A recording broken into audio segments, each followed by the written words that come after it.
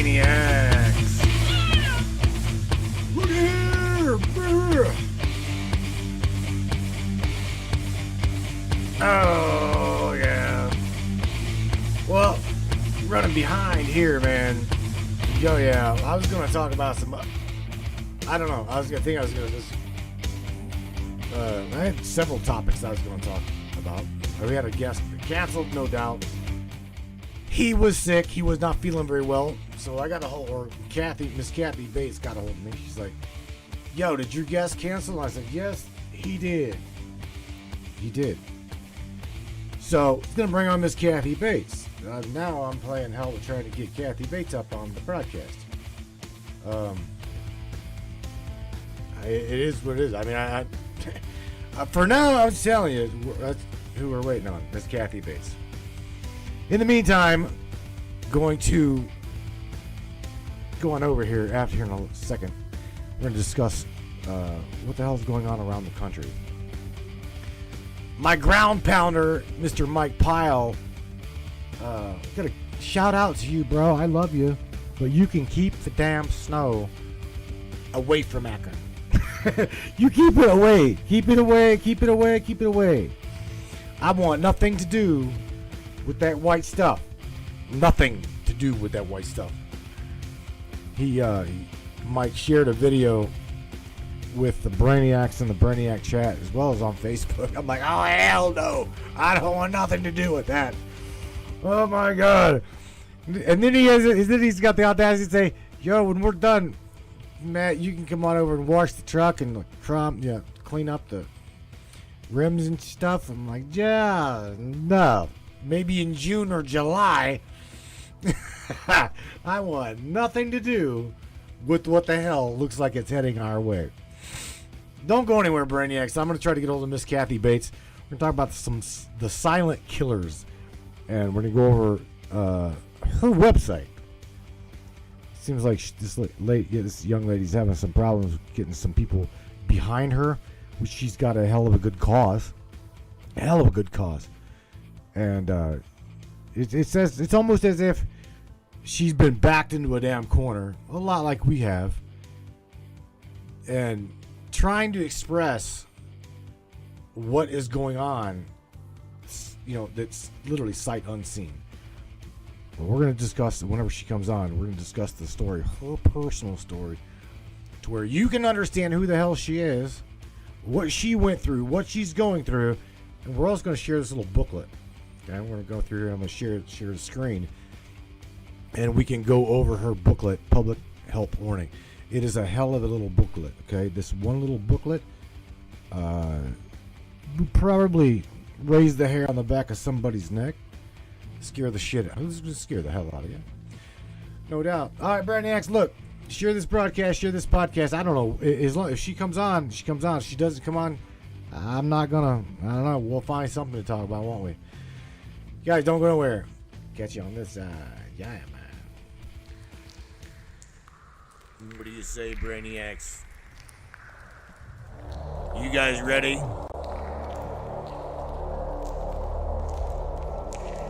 It's time. It's showtime, brains. That's right. It's Matrix time. And it's go time.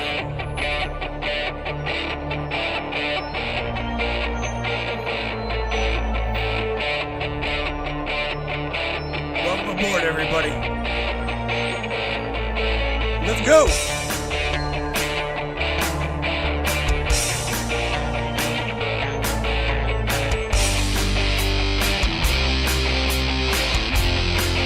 Talk about ufology, conspiracy, controversy, and anything and everything that we can get into tonight.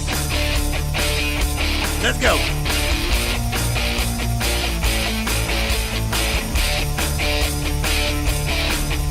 Yeah, baby. Yeah.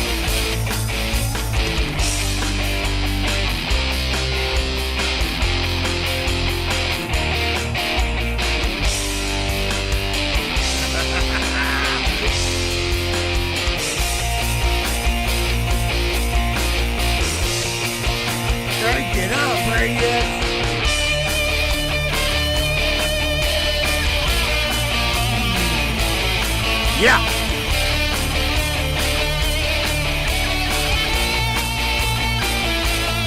It's definitely your show. Your show, and we appreciate you for being here. Buckle up, everybody.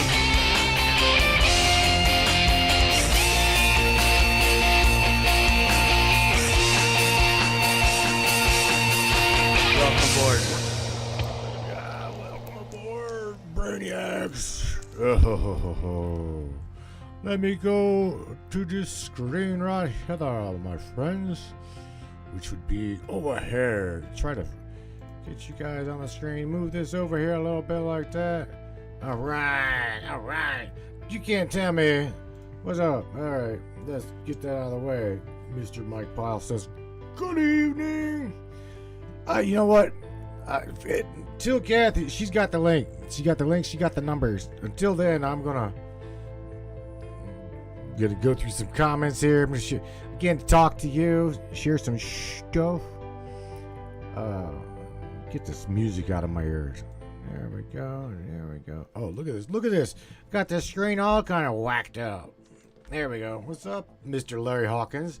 Barbara. Miss Airbrush Miss, she's up in there. Christopher Peebles in the house. What's up, brother? Mr. Mike Groundpound. You know the Ground Pounder. Again, bro, I tell you what, bro. You just really got me all kind of bumfuzzled here, man. I'm like, what the hell? You can keep that shit down south, bro. For real. That snow, I don't want nothing to do with it, bro. Mr. James Roundtree's in the house. What's going on, buddy? By the way, James became a subscriber. Yeah, man. Glad. I'm definitely glad to see that. You guys let me know you guys care. It lets Facebook know, okay? That your little green shield by your guys' name pretty much shares with Facebook that you want the content. Okay, I'm telling you right now. That's why the donations, don't get me wrong. Donations are great, but I would much rather see a little green shield beside your name that lets Facebook know that you care about the content. You care about the broadcast. That right there means more to me. Honest to God, it means more to me than a donation does. It primarily shows Facebook, I want this broadcast. We support this broadcast. It is our broadcast. Blah blah blah blah blah. Miss Rose CC. She's the one that Miss Rose. Want to shout out to her real quick. She sent in a donation. Got a donation from her today, and now I'm just telling you, everybody, we are now $70 positive. Wow, positive into next month. That is badass to hear. I am grateful. I figured it was going to be, oh hell, and I put forth $90 of my own work money to the broadcast to cover shit the rest of this month. So this month was completely covered with what everybody else has sent in, and yeah. So with what Rose sent in, we are now $70 to the positive. That is absolutely awesome. Miss Angela Pritchard. This young lady here, let me tell you what. This young lady here is a pendant maker along with her good friend Rebel Rhea. Rebel Rhea. R-H-E-A. Rebel Rhea. Angela made me this. I've got it around my neck. This is 100% pewter. And I can't remember. I think she says it's got a fire opal in it. Little teeny tiny fire opal. Or I think this one might have the my birthstone in it, but she makes pewter pendants. Angela Pritchard. She also is going to have a sponsored ad here on the broadcast to help promote the broadcast, to help fund it. So shout out to Miss Angela Pritchard. She makes some amazing shit. Angela, drop the link to your shop, please. Please drop the link to your little shop. And see if anybody up in here wants to purchase some of your and Rhea's stuff. Both of these ladies make amazing things. Miss Lisa Ayo, what's up, chicka? She says, hi, Brainiacs. The cold stinks. coming from Miss New York. It's 24, I think, here in Akron, Ohio. Airbrush Michelle. Airbrush Mish. Did you see that little right there? See the green shield beside Airbrush Mish? It means that Airbrush Michelle supports the broadcast.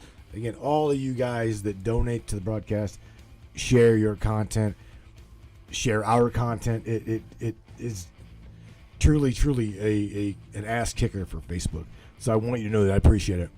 Again, I'm waiting on Miss Kathy Bates. I'm gonna have to stay here on this screen. I can't really bounce. Oh my God! Christopher dropped a small book. Chris, I'm not reading that, bro. I love you, but I'm not gonna read all that. Miss Rose says, "Oh God, where are we at? Where are you guys scrolling? Chat scrolling." Yes, sometimes Rose says yes. Sometimes it's pretty as snow can be so ugly. She just hates driving in it. Tell you what, man, I I agree with you on that one. Driving tractor trailer in it is not a pretty thing, especially if you're empty. The lighter you are, the worse it is. Just wanted to say that.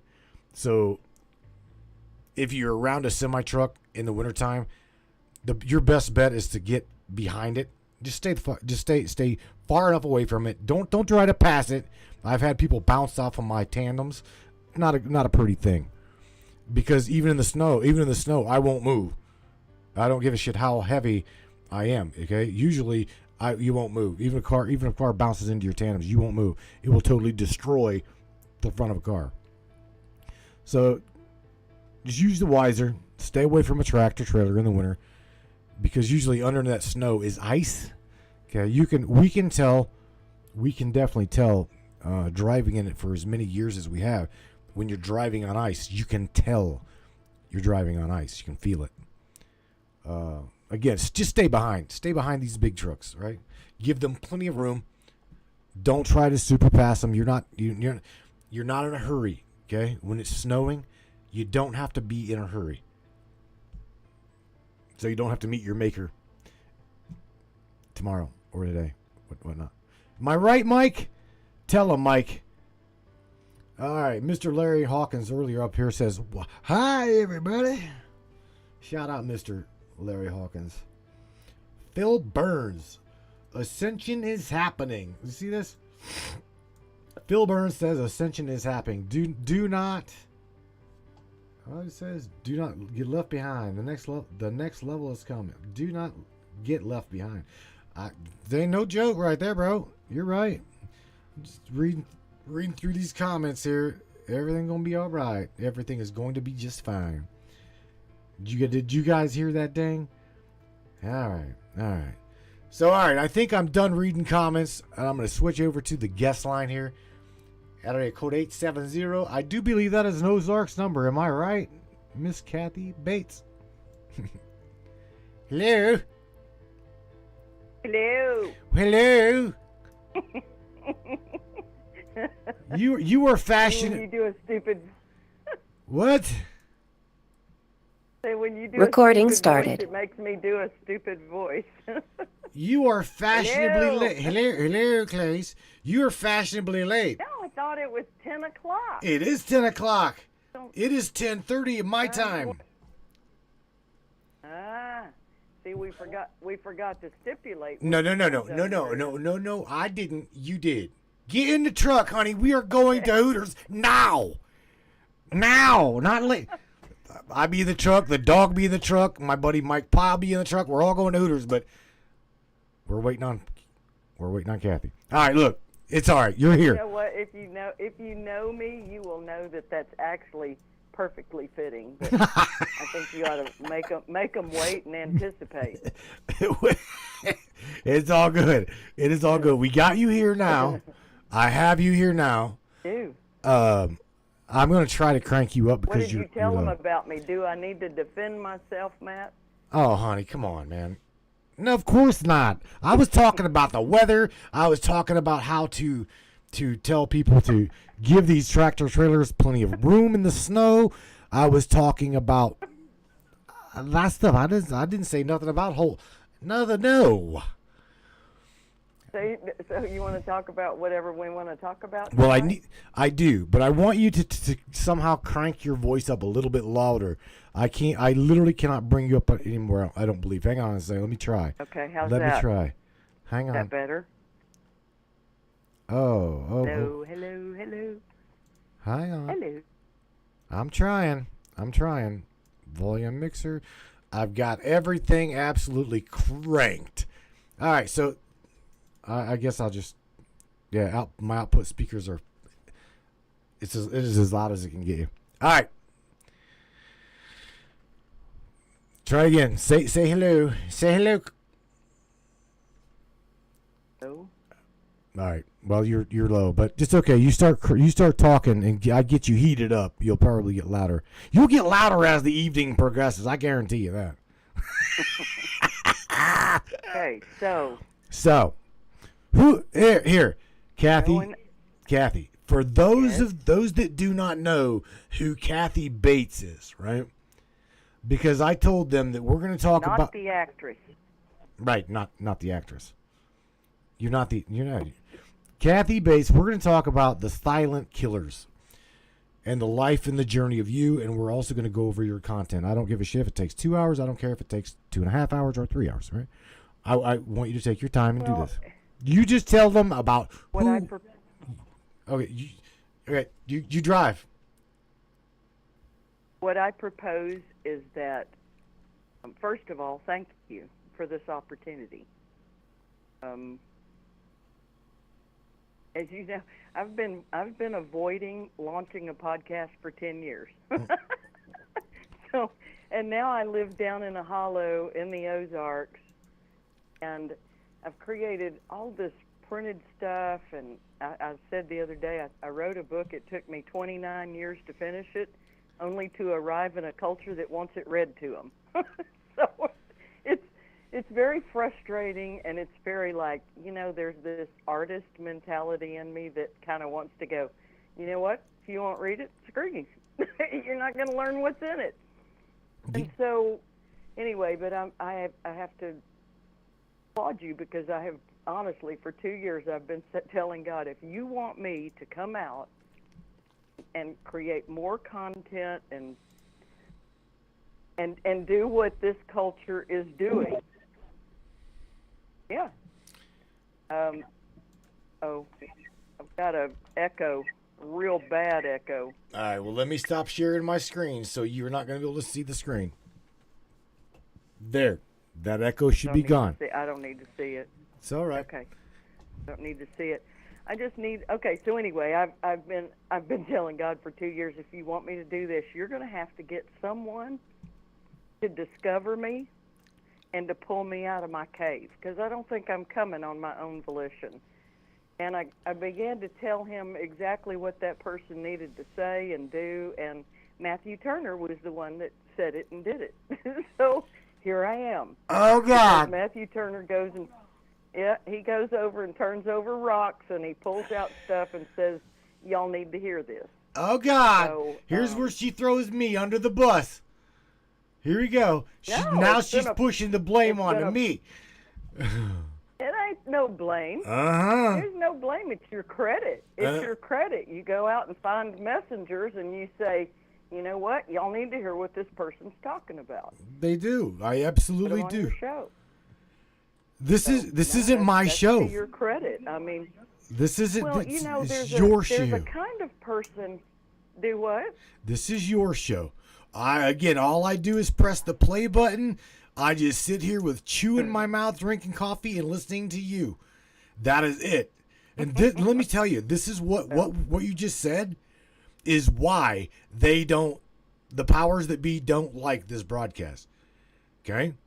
Because I will let Airbrush Mish talk about whatever her story is. James Roundtree's got a story. Michelle Sanders has a story. Rose has a story. I have a story. And Kathy Bates has got a story. And I'm willing to allow you to share that. Yeah. There's some personalities that we're not going to get out there and start a show. I mean, it's like I say, I've been actively avoiding it for 10 years. I knew it needed to be done. I've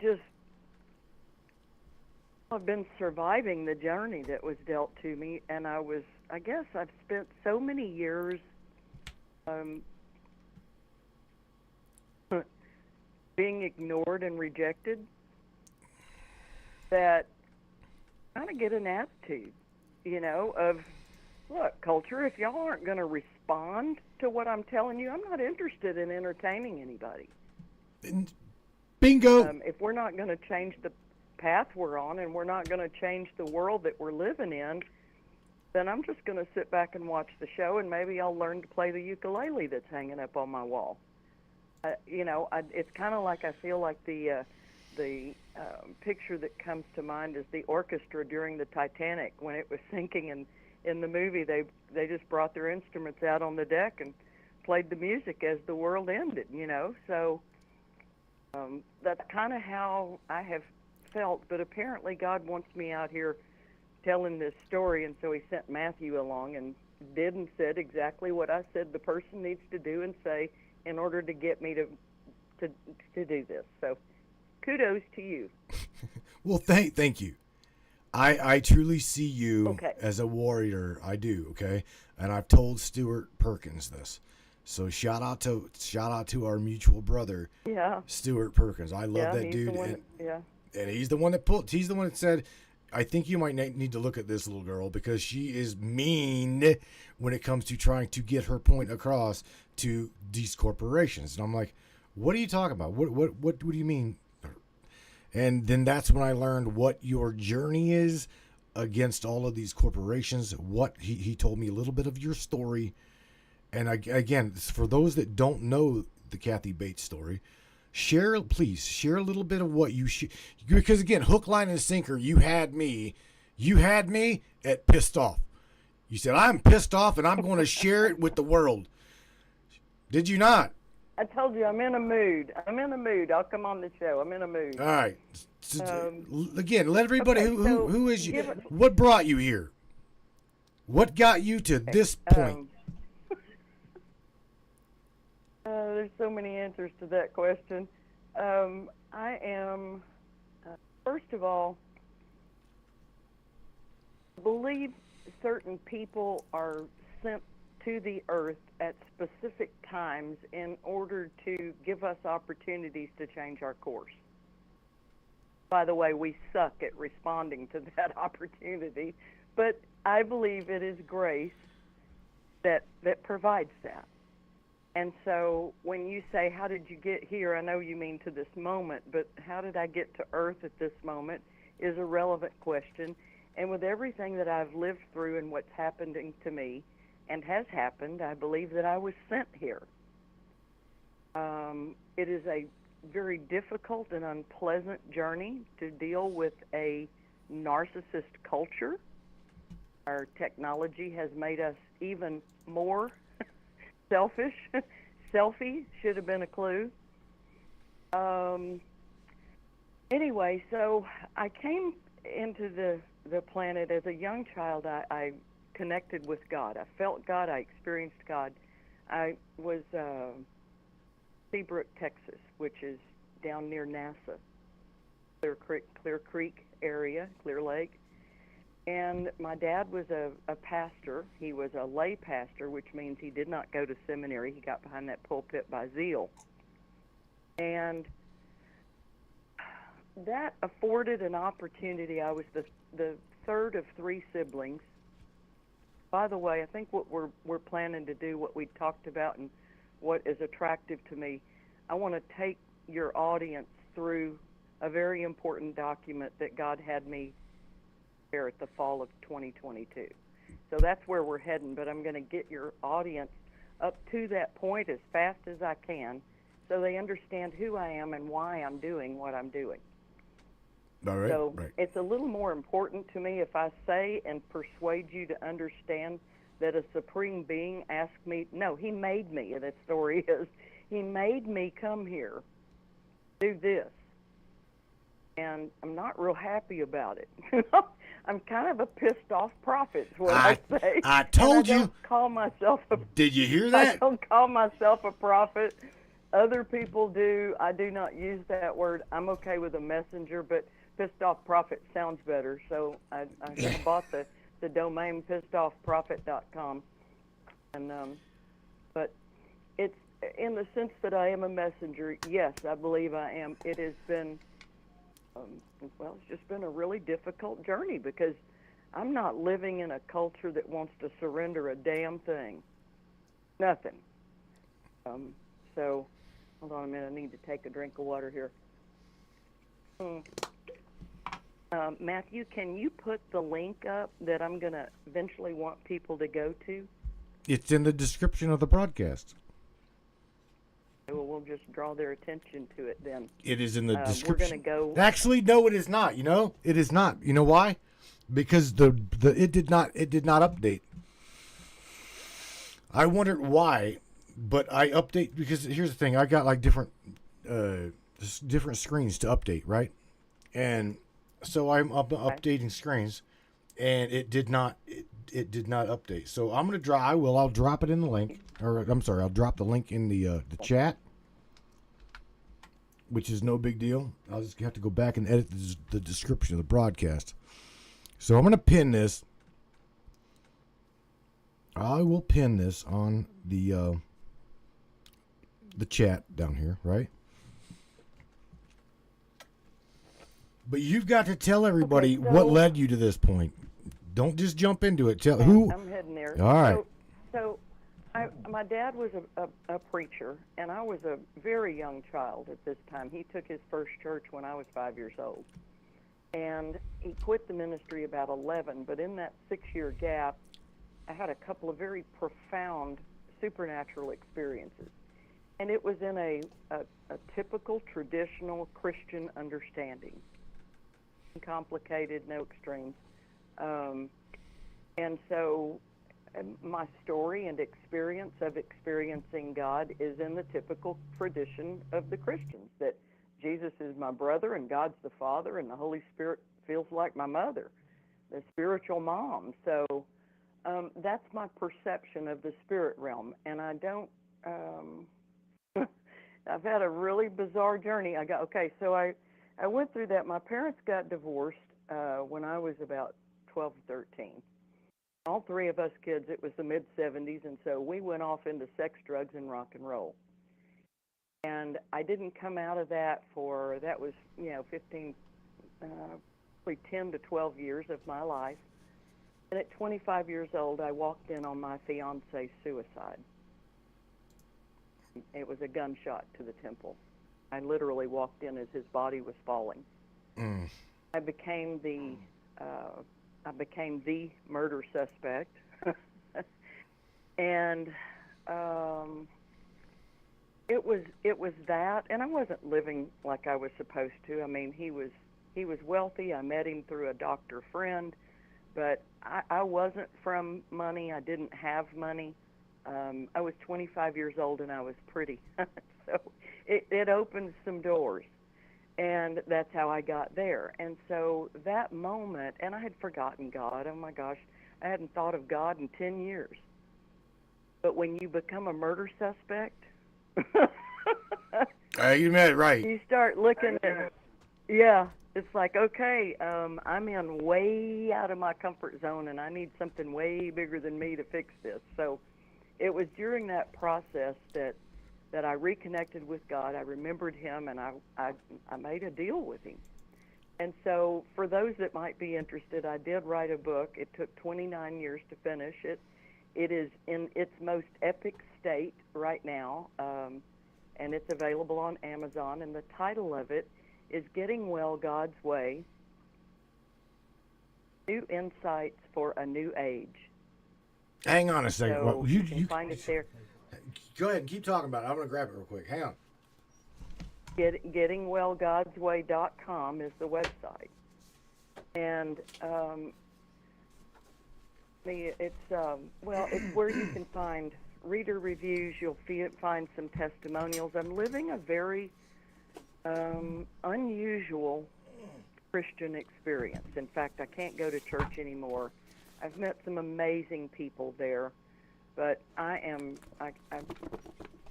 let go of religion and any form of organized religion, and I cannot do it.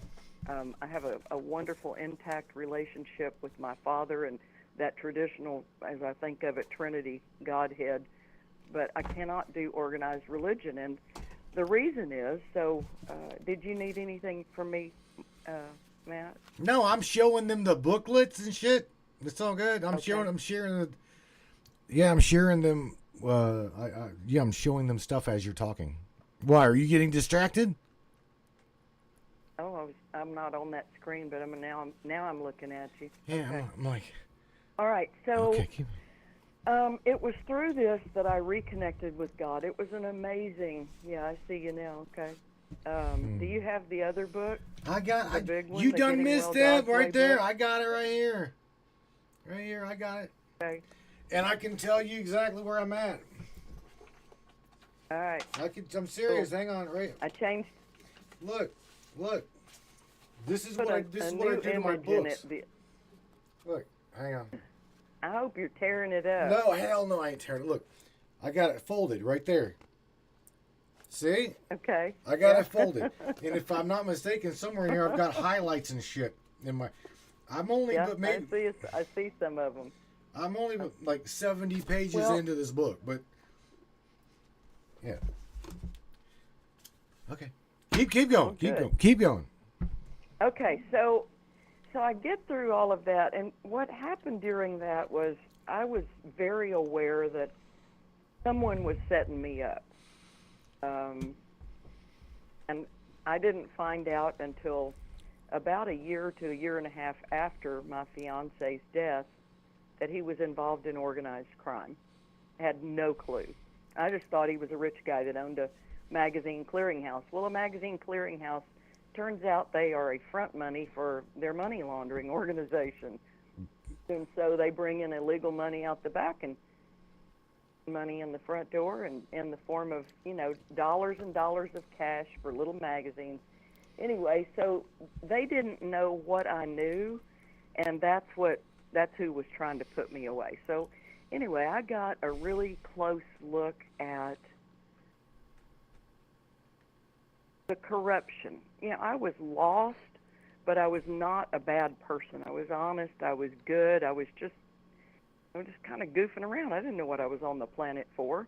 I didn't have any purpose that I knew of.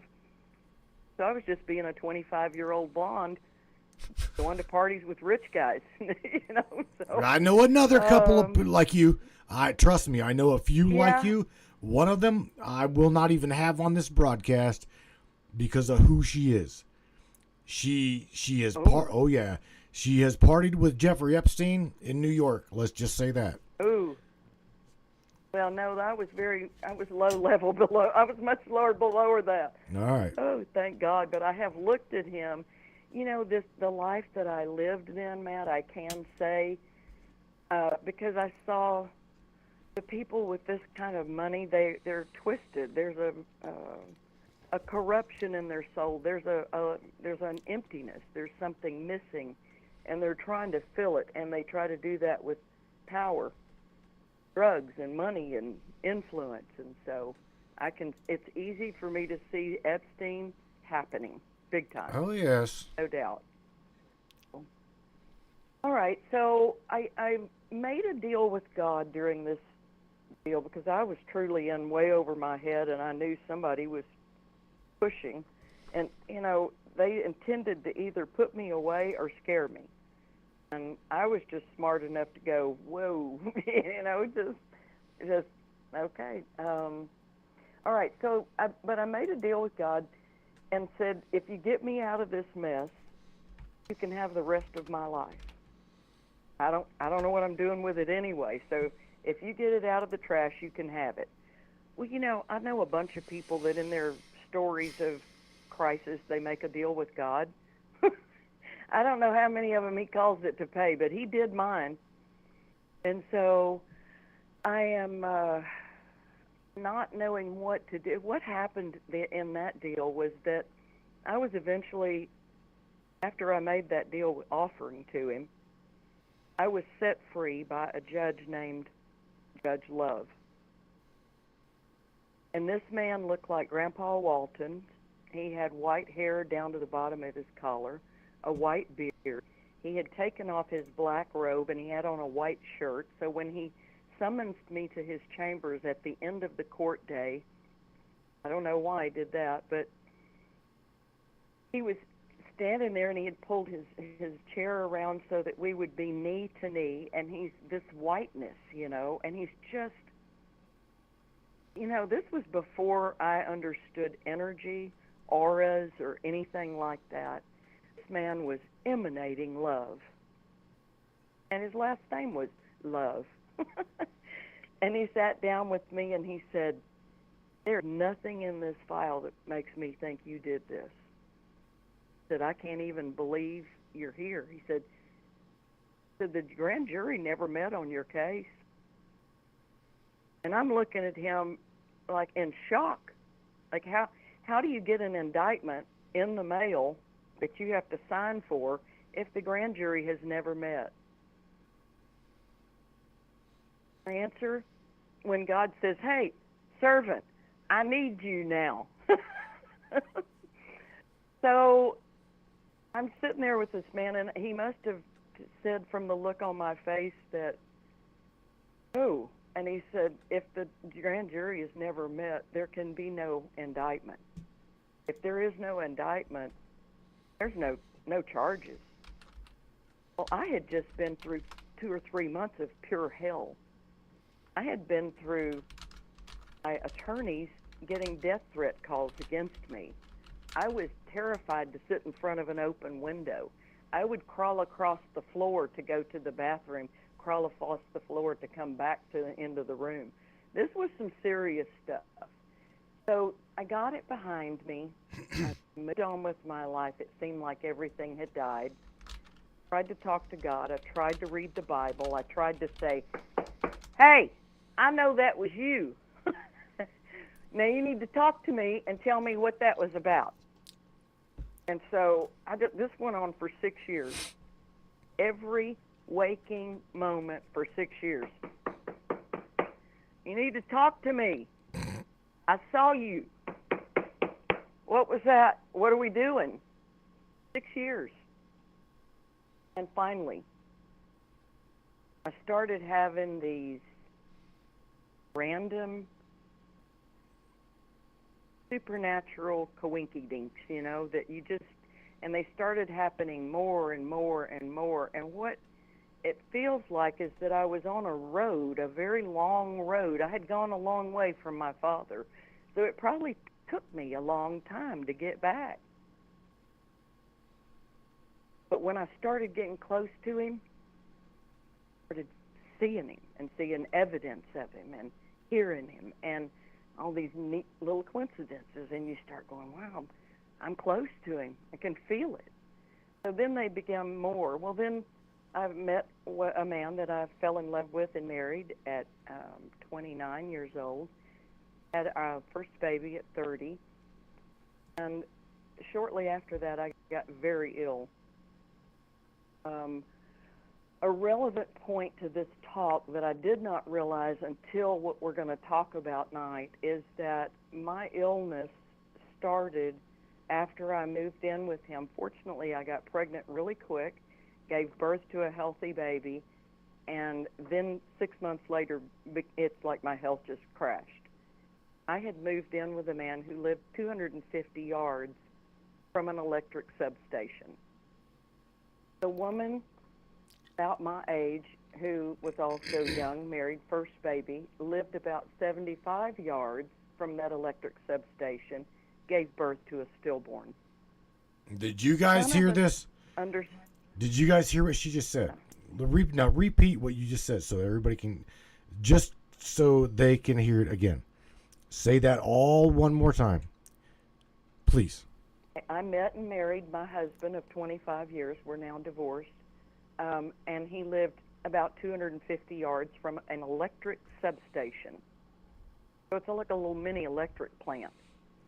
The woman who was also my age, giving birth to her first child, lived about 75 yards from that same electric substation, and her first baby was stillborn, a little boy. None of us caught the connection. My husband, ex-husband now, his first wife of 9 years, could never get pregnant living in that house. Never got pregnant. I come along, I get pregnant quickly, give the birth, and we're okay. We then left the house when our child was 4, rented it, and the tenant that rented it, her husband worked out of town in the oil business, and she lived out there, and she began having fertility and female health issues. And again, nobody saw the connection. I was starting to kind of think, is there something wrong with the house? Is its location, environment? But I didn't get it. So that would have been, we left there in 1991. So I'm going to skip, I'm going to give you a little narrative and then we're going to skip over it. All right. The Getting Well God's Way book is, I see what I'm going to do. I'm going to give you a link and put somewhere on your. Now I can only pin to the broadcast. I can only pin one at a time. I'll do this a different way while we're talking.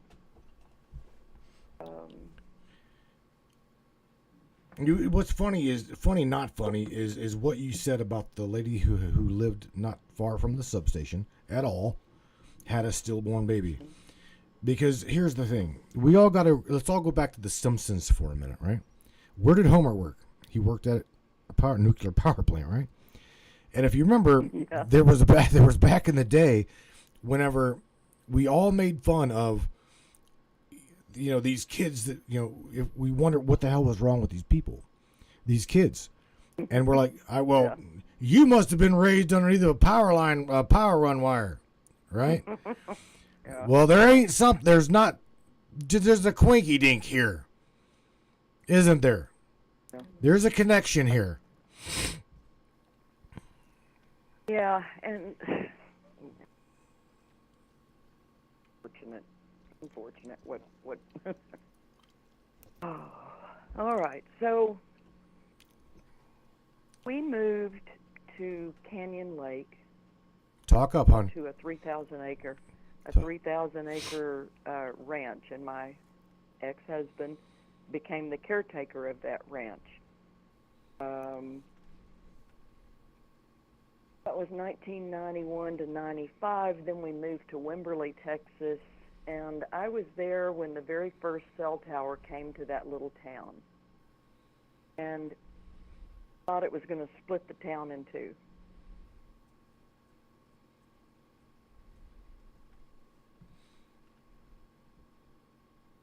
Okay. So, between that period when I first began getting sick, the Getting Well God's Way book is. So we were going to church, being a good Christian wife, congregant, mom, typical American. We're going to church and taking our new little baby and being good citizens. And I got sick. Not understanding my environment, I got very ill. And the church folks were, bless their hearts. Now I can say anything I want, right? We got that out of the way. You can say whatever the hell you want to say. Literally. No, it's the thing that it's the societal rule that says that if you say bless their little hearts, then you can say whatever you want to behind it. So I'm fixing to say, now I'm going to tell the rest of the story. Bless their little hearts, but damn it.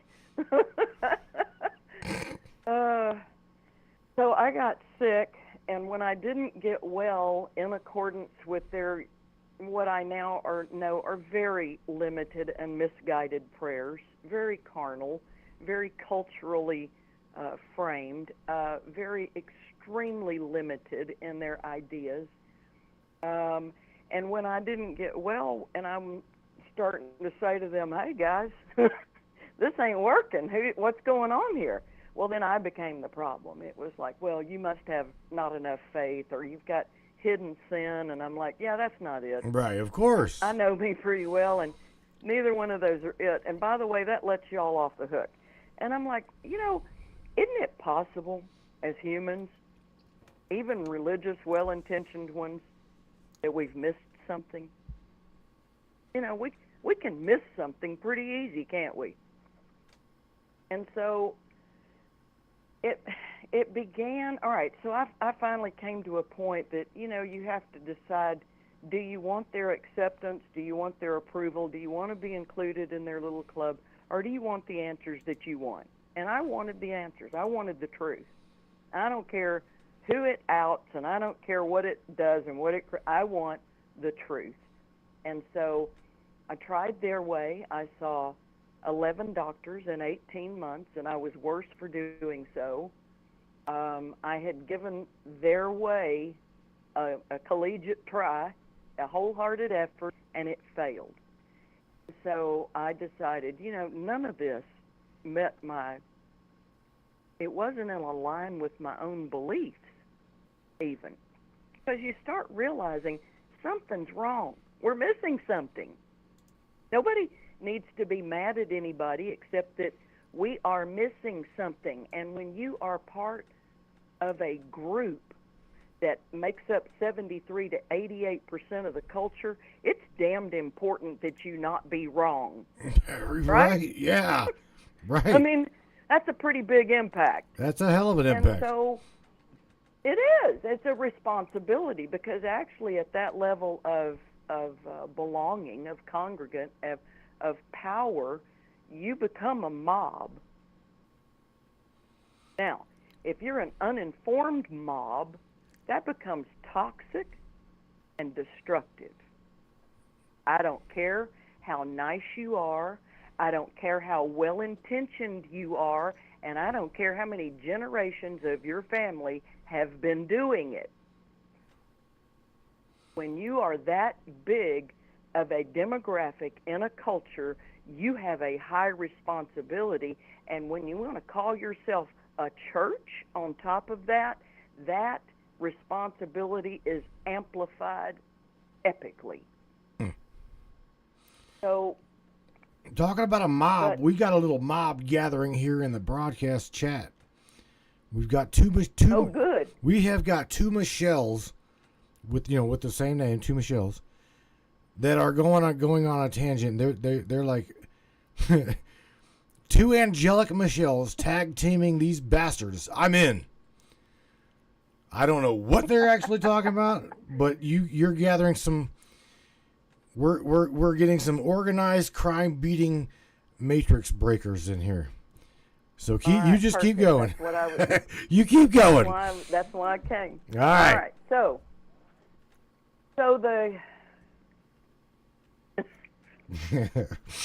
one day I picked up the phone, and I had 3 medical tests scheduled, and a couple of follow-up appointments, one for each one, and I called every one of them and I canceled them.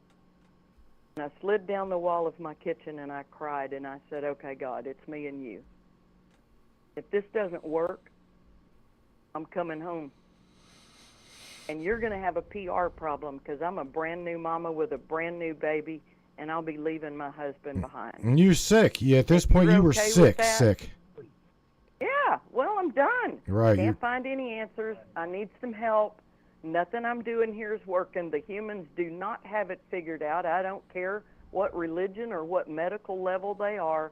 They do not have my answers. So you need to get involved here, and if you don't, I'm coming home. So that's just where I left it. So I waited 6 months, and I said, I'm not doing this, because if you get into that Getting Well God's Way book is the people that have read it somebody called it a dense and intense book. I think it's currently like 371 pages. It has an introduction. By the way, when God started talking to me and started chit-chatting and guiding me and showing me stuff, it caused a rift in the spirit realm. And I knew that if I wrote, and I could feel him saying, okay, I need you to take a journey with me. And I was like, I could see, I, I could see that if I did that, I was like, this is going to cost me my marriage. And he didn't say anything. Now I know what he said when he didn't say anything. He was saying, you're right, it's going to, but you and I have a deal. I did my part. It's your turn. And so we've had what God has asked me to do for the last 34 years is basically anything the culture was for, he was against it. Right. But it's like introducing wisdom in a foolish world. It's just inconvenient, unwelcome. And in my private time, he would say, I don't care, he'd show me scripture that says you are to speak your truth, whether it's welcome or unwelcome, and I'm just like, damn it. So I haven't been this prayerful little, I don't know, docile spirit. Me and God have arguments, and I argue with him for 2 months at a time, and he arranges for pretty tough to happen to me for doing that, and I always end up being smarter for doing it, but I've learned the lesson. So anyway, that Getting Well God's Way book is a 29-year labor of love. I did not want to write it. When he told me in June of 1992 he wanted me to write it, I said, I don't want to write a book. And I didn't write one word for 2 years because I knew if I did, it was going to end my marriage. And I don't know anybody that would do that on purpose. But I came to realize that was going to be my husband's choice, not mine, and not God's. It was going to be his challenge, his life challenge. What are you going to do with this wife? You're going to back her? You're going to protect her? You're going to come up beside her? Or are you going to block her? Chose that one. So it became a very, very uncomfortable place of obedience on my part, because every time I was doing it, I knew I was killing my life. I had one child. I could not have any more because my journey became about God teaching me and using me, and it's hard to raise babies and do that too. So anyway, June of 1990, July 3rd of 1994, I fell off of a bridge and broke my back. And what's interesting about that event is it was the same date that I was supposed to marry my fiance. That one that I walked in on as suicide, and that was not an accident. That was the spirit realm. I've just had a wild story, y'all. Just a freaking wild story. It has ended up, I tell people that I've got too many what people would consider New Age experiences, and they throw everything under that title. It's just anything. Well, they love to. Approved Christian. They love to do that. What? They love to do that. Yeah. The moment you start saying the shit in the Bible is primarily built, constructed, designed to have you, number one, scared shitless into formality and control. Number two, to walk that straight and narrow as they see fit. Did I hear that? Did you hear it? As they see fit. Go back to rule number one. It's built, created, and designed to do one thing. Control, conform, you. So the moment you start going against that grain, Kathy, that's when you're going to have problems in the church. Well, the cool thing, Matt, is that I found my guidance came primarily from my intuitive channel. That's what I perfected, because I told God, I cannot do what you're asking me to do if I can't hear you speak to me.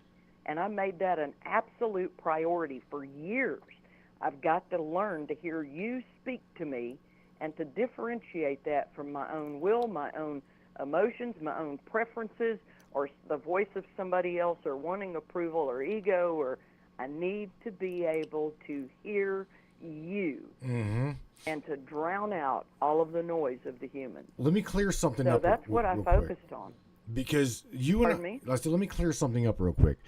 Because who you were referring to as God, a lot of us refer to as source.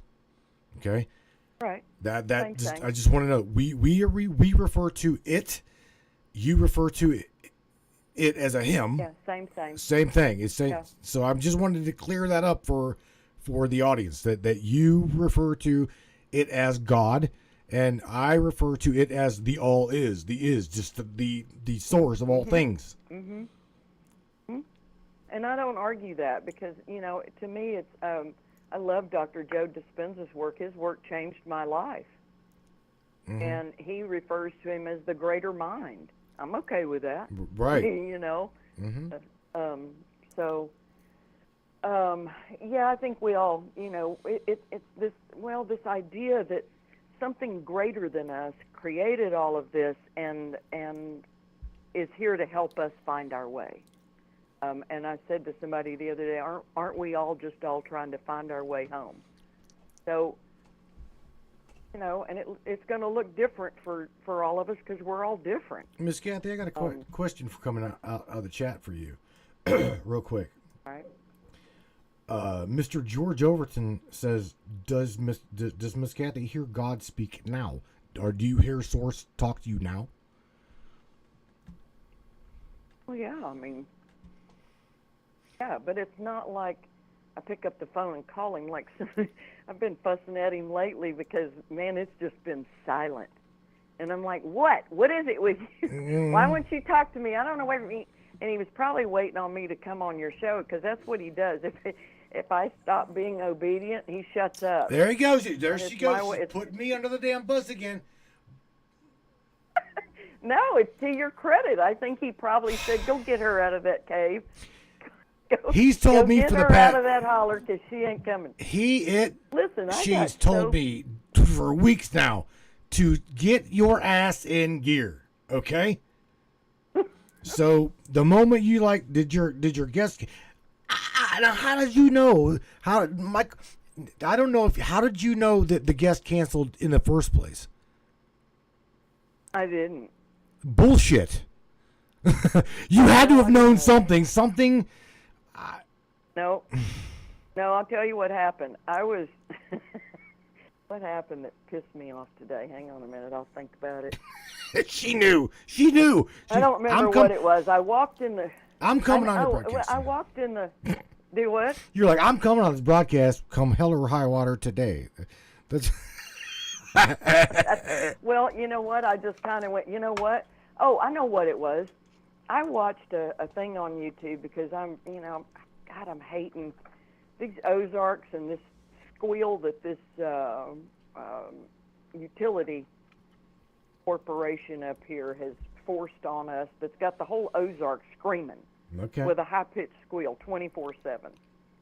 And it's, I didn't hear it when we bought this little cabin on 28 acres down in a hollow away from all the cell towers and all the stuff, and I'm still telling you, I'm riding a rodeo of waves. Just this world has lost their stupid mind with all this technology.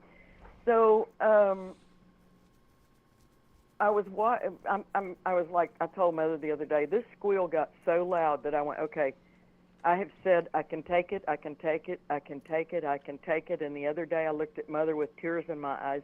It used to make me cry a lot until I started doing meditation.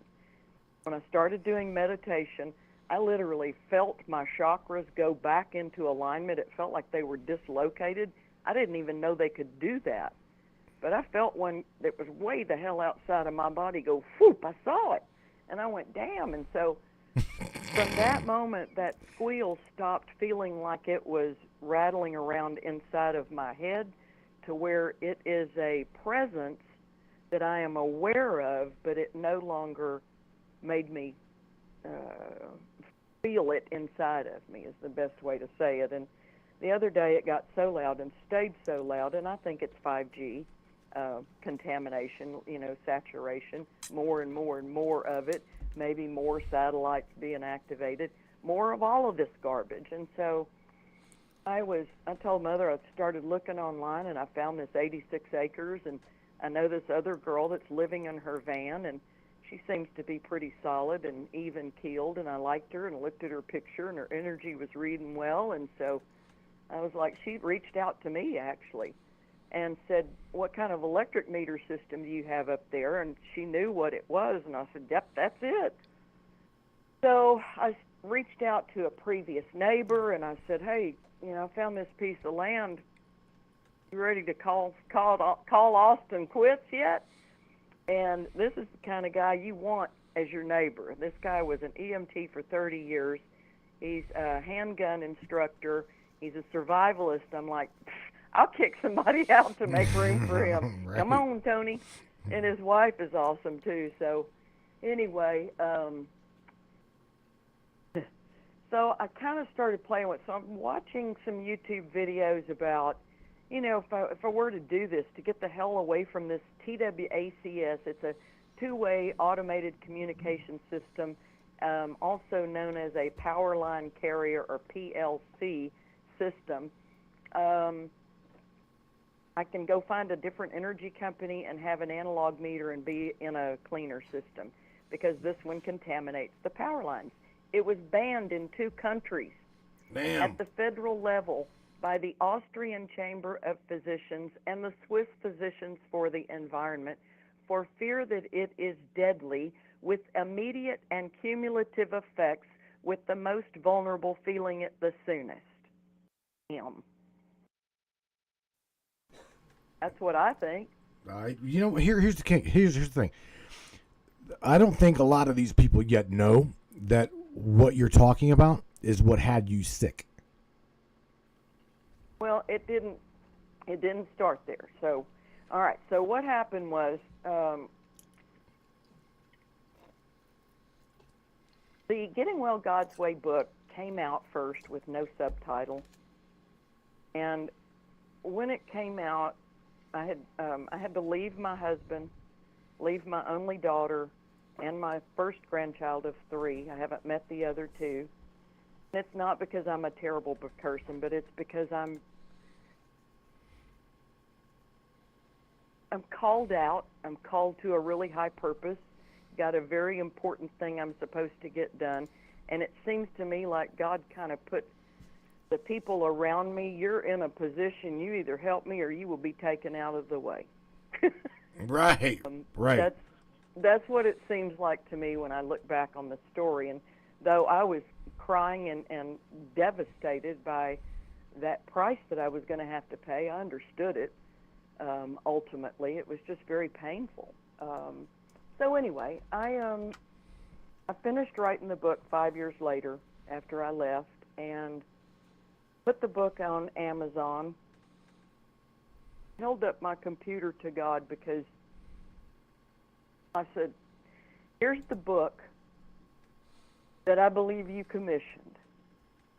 And I said,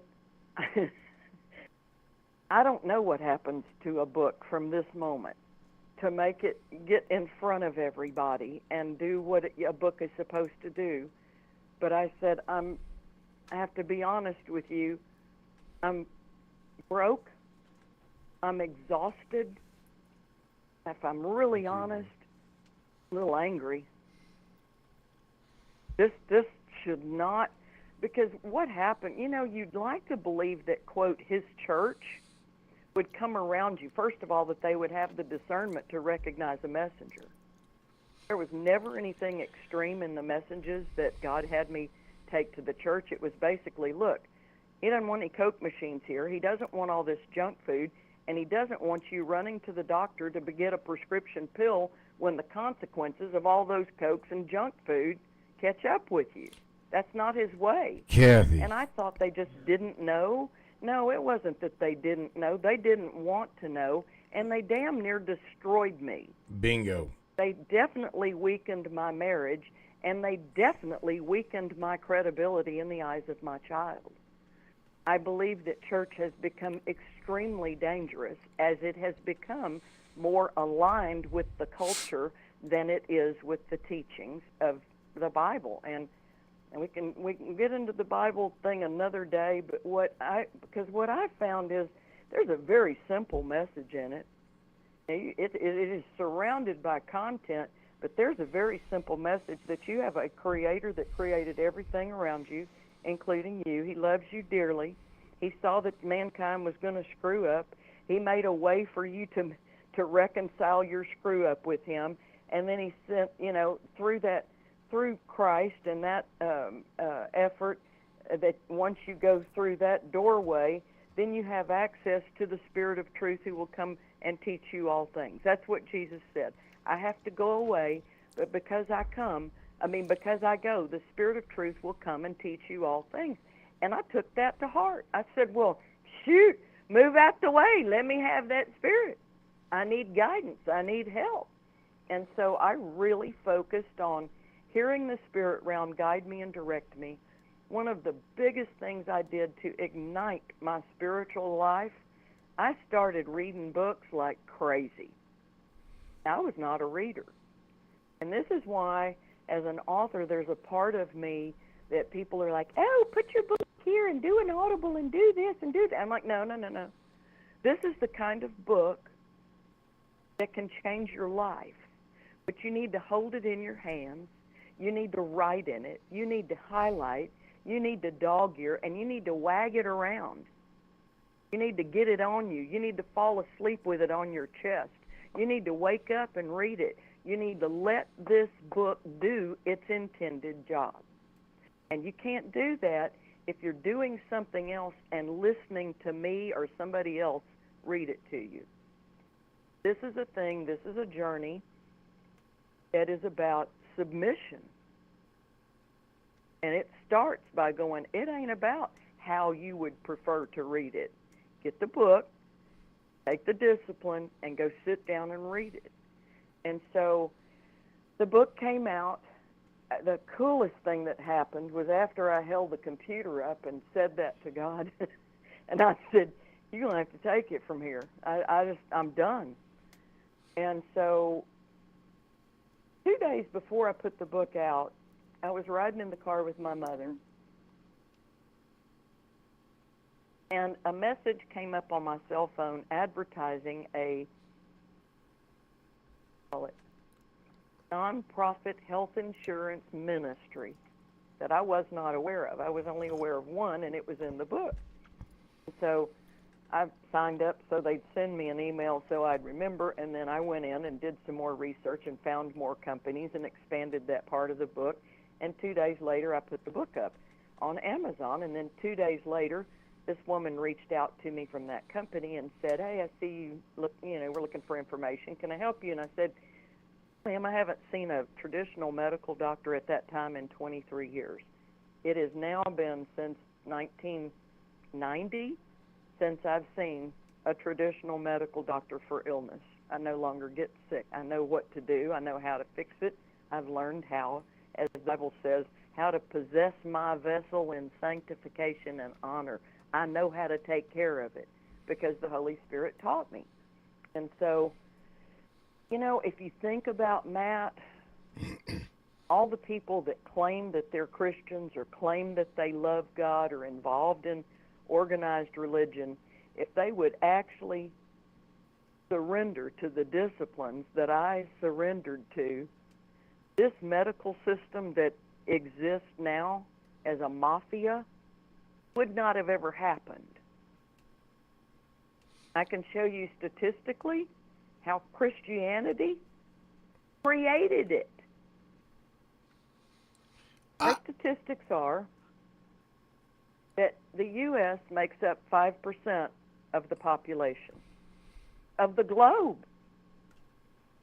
We consume 70% of the prescription drug supply globally, 80% of the opiates. If you got Christianity makes up 73 to 88% of the culture. This was 2014 stats when the book came out. 73 to 88% of the culture identifies as Christian, and that included Mormons and Jehovah's Witnesses. So I'm okay with that because they all have a text, a sacred text, and I'm pretty sure not one of those sacred texts says, go eat all the junk food you want, ignore wisdom, ignore common sense, and then go take a chemical cocktail pill from some guy that lives just like you and try to undo it. That's stupid. That's not in any sacred text. So boom. we're being stupid. We're being stupid, and we get the consequences of stupid, and then we go do more stupid things. And so, but what caused I mean, it's just like I said, when I tried to present this to the church people, and I was like, you didn't want the cokes and junk food, and their prayers are, if you go forward for prayer at the church, 99% of them pray the same version of this prayer, which is, Father, we just bring Kathy before you tonight, and we ask that you would give the doctors wisdom in their diagnosis and treatment of her. And we ask this in Jesus' holy name, amen. Oh, boy. So they're presuming that I'm going to a prescription writing doctor. They're presuming that in a way that it steers people there. They don't know where else to go. They're not living a health message. Lots of times the pastor isn't even healthy. So you got the blind leading the blind, and they're all going to the same drug dealer, and they wonder why nobody's getting well and why the Spirit of the Lord doesn't come in and do any healings among them anymore. And I'm like, why would he heal you if you don't know how to maintain it? That's like giving a 4-year-old a Mack truck. They can't even reach the pedals. Why would you give them that? So gluttony, baby, gluttony. They love gluttony. Let's just get that out there, okay? That is the one thing that I looked forward to whenever back in the day, whenever I did attend church back in the day, after I woke up, I could not wait to go to church whenever we had an event, okay? Because I knew damn well everybody was going to trough up. I think that's what everybody was waiting for. Would you just hurry up and get the damn ceremony out of the way? We're hungry. You see what I'm saying? Yeah. Well, and the Bible talks about, we're not to be about carnal things, and church has just become something that it was not at all intended to be. They missed the mark. And this last 3 years in America has proven that. In fact, there's a chapter, a section at the end of the Getting Well God's Way book that is titled Pastors as FEMA Agents. So, people need to see what's going on around here.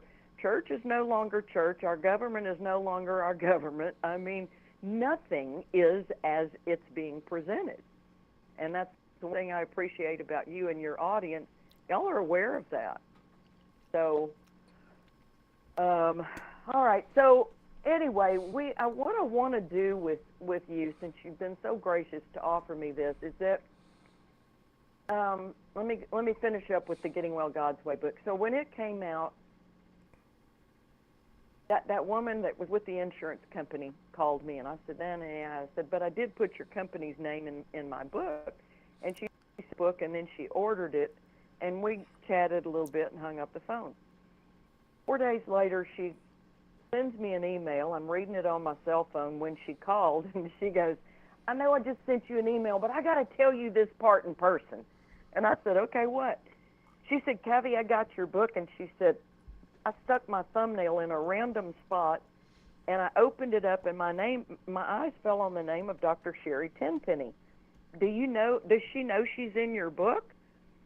And I said, she doesn't even know I'm on the planet. Why do you ask? And she said, she's about to. She's my neighbor.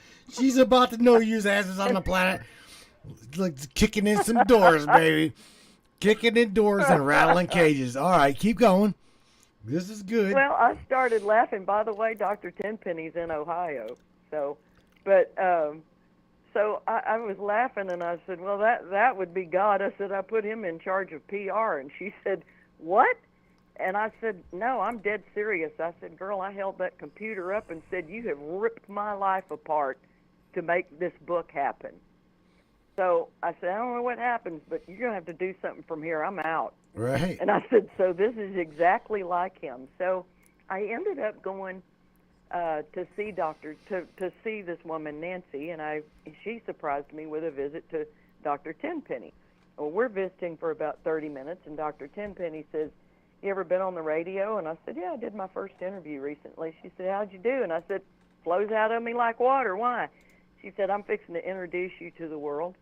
Uh, And so she put me on the radio with her on the Robert Scott Bell Show, and it went worldwide. So I come home, and my phone is blowing up with notifications from Facebook, and most people might think, wow, that's cool. And it was cool for a minute, and then it was not cool. right. And I held that phone up to God, and I said, I don't know what you're going to do with this book, but if this is what it looks like, I do not want to be an in-demand author with a cell phone. See, that's me. Okay, let's hang on. That's me. I don't want. Yeah. I don't want to be the next Art Bell. I don't want to be the next George Norrie. I don't want to be the next. I want to be me. Okay. Yeah. And that's the bitch that comes with what I do. And I'm going to be honest with you. I will not, and I cannot. I've got my own little piss circle of friends, Kathy.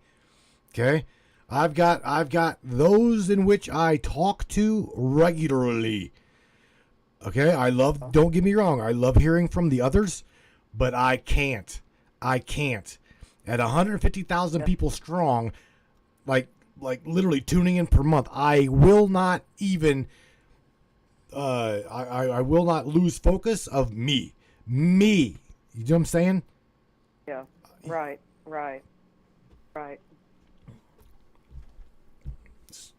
I'm glad that that's what happened to you, so you understand. You get it. Yeah. Well, I did, and so a year later, that was probably. Well, that was August the 13th. That interview is on the gettingwellgodsway.com site. It's under my interviews, but it's on there.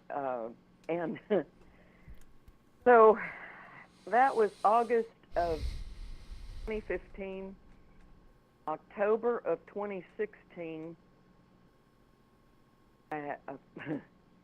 God had me write a screenplay in there. I think he was just keeping me busy, waiting on his calendar to roll up to whatever, but giving me busy work. But I wrote a screenplay, and it's in a box.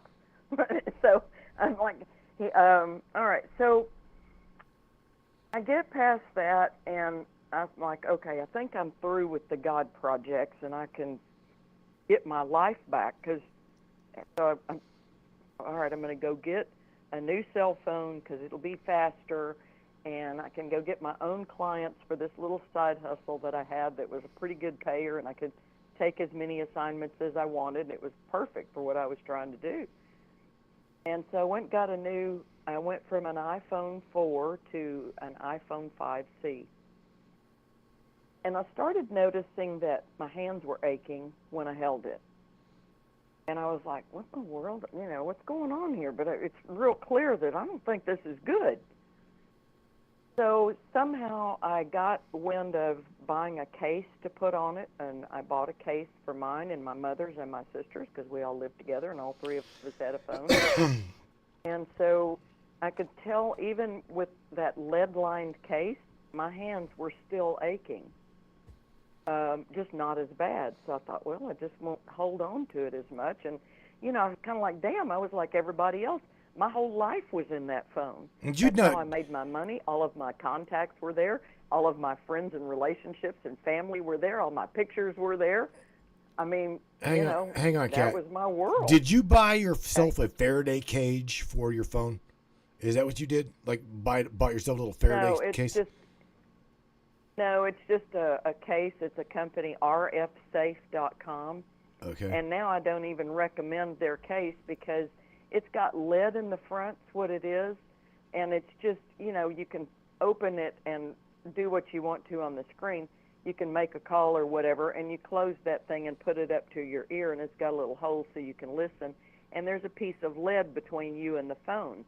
The problem is that case does not cover the highest output point of the phone, which is the charging station. So now the case that I chose for my mother, she still has a phone, but it stays turned off in a Faraday bag in her purse.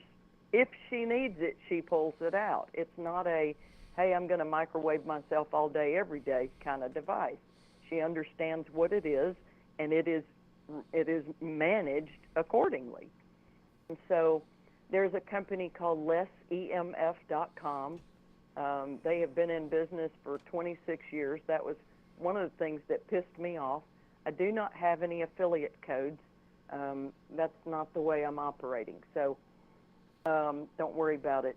But lessemf.com, when I got injured, and how that happened was I actually was, I didn't carry my phone on me. I had it with me, but I still didn't get it yet, what was happening. And Mother and I were sitting at Home Depot one day. We were sitting there waiting to pick up a load, and under their little carport, and she was looking at something, and I'm standing outside of the passenger's door, and she's holding her phone, and she's like asking me a question, and I said, "No, Mom, right here." And I touched the screen of her phone, and a pain shot up my left arm that felt like blood pressure cuff was on too tight, and it stayed at that intensity for 2 hours. I did not tell Mother. I was really shocked, and I was processing it and trying to figure out how I felt about it. I've been a health hacker a long time, and one of the things that I prefer is to leave me alone, let me and God talk about this, because he's always aware of what's going on with me. In fact, I believe he sets me up for stuff. Here, this is going to leave a mark. But I got home, and I was laying on my bed thinking, what the hell am I going to do? I mean, this arm was aching like crazy. But I thought, I don't go to doctors. They wouldn't know what the hell to do with me anyway. To me, it's like I knew I was injured. And there isn't any pill they're going to do. There's not any. I thought, they don't have anything for this. So that went on for a couple of days, and from there it just got worse. I mean, I was about to go into a story, but this is what God does with me. It's like the deal that I offered him, and that he has decided to utilize my life for, is that he takes me into things, and he's with me while I'm going through it, and he guides me out of it every time. I have x-rays that say I'm a paraplegic. I'm not. That's a perfect example of that. When I fell off that bridge, I did a compound fracture dislocation of the T12L1 vertebra.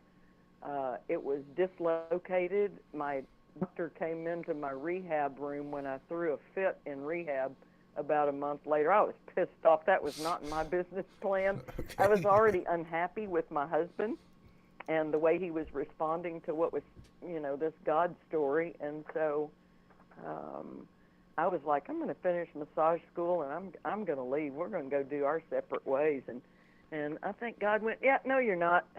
He's going to take care of you financially while I take you through some advanced courses. So I think what ended up happening.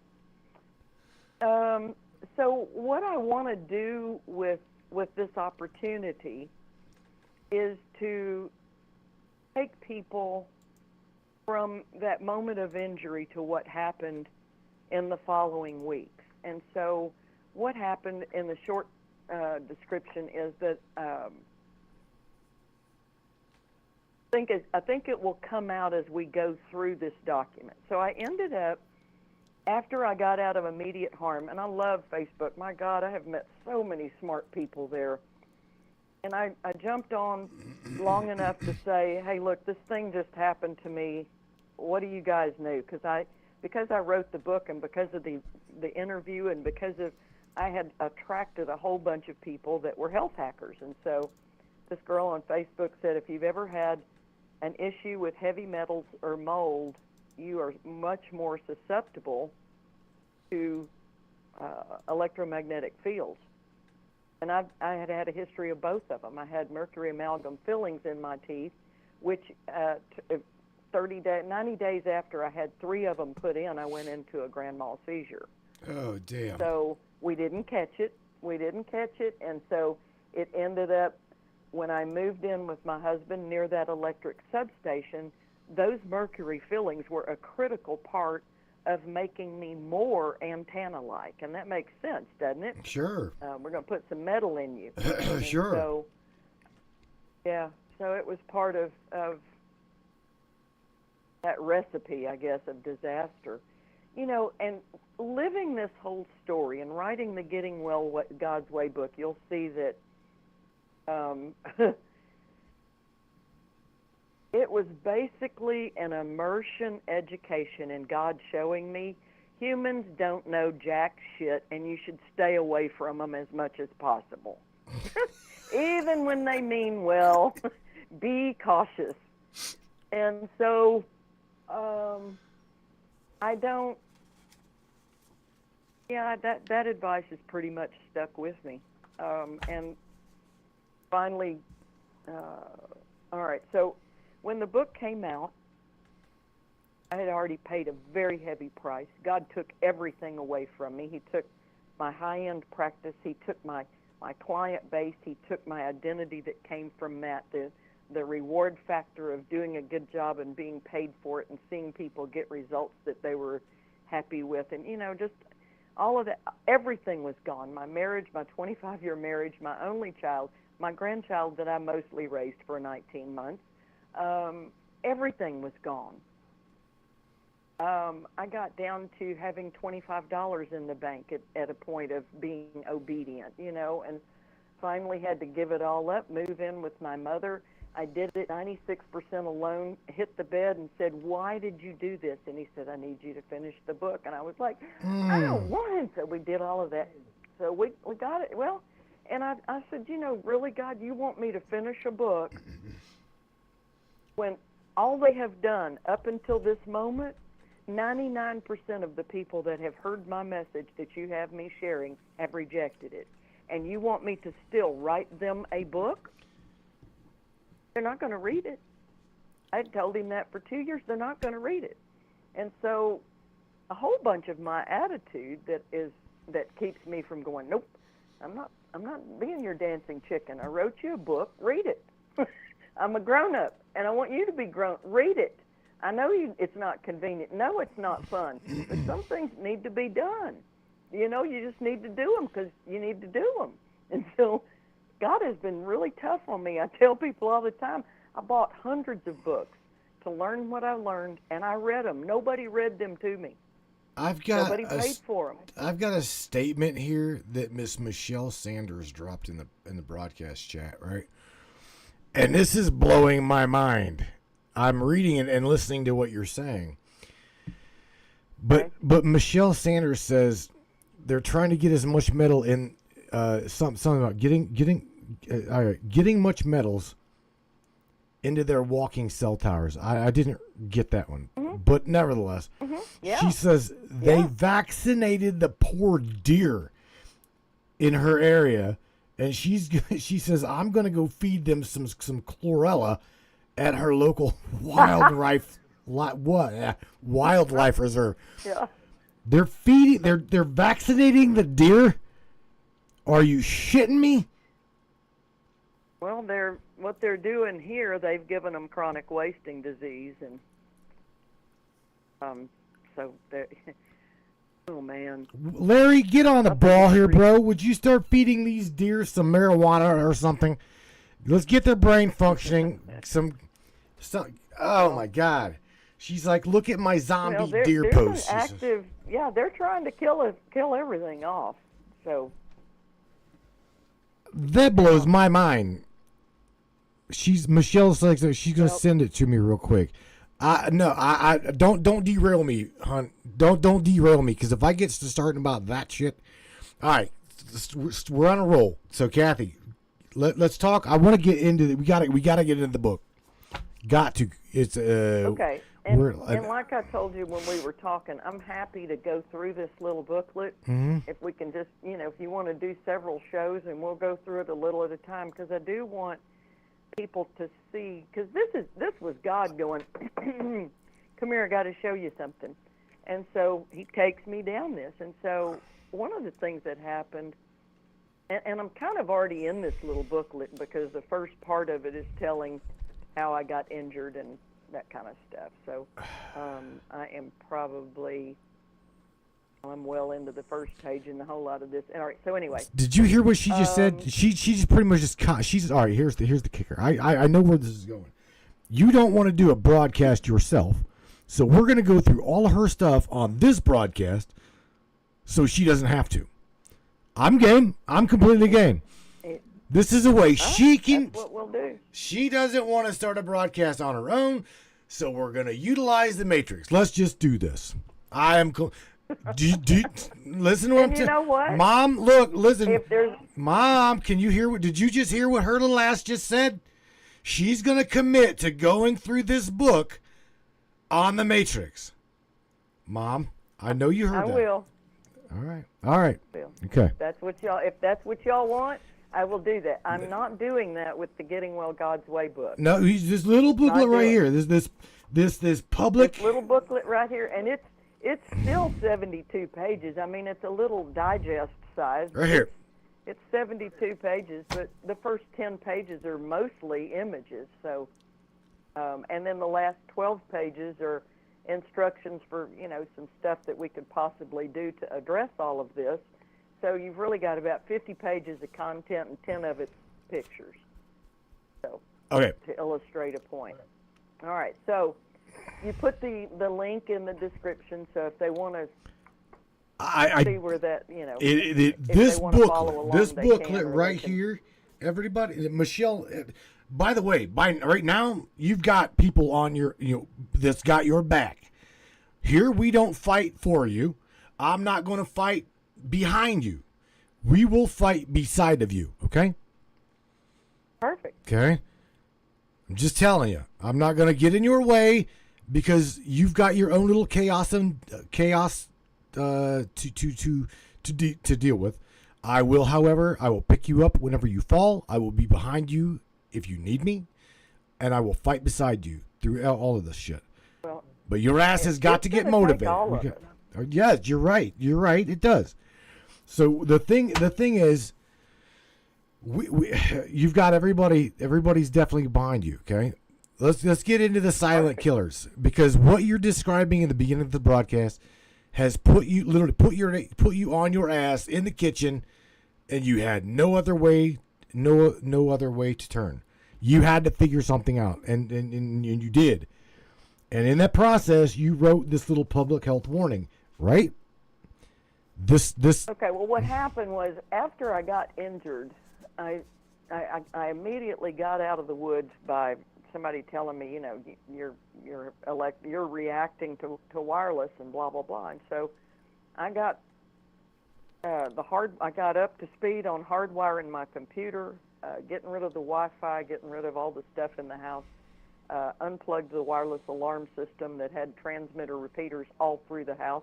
It never dawned. I tell people we were living exactly like the TV modeled for us to live, never thinking about all of the radio waves that were in our environment and the electrical waves.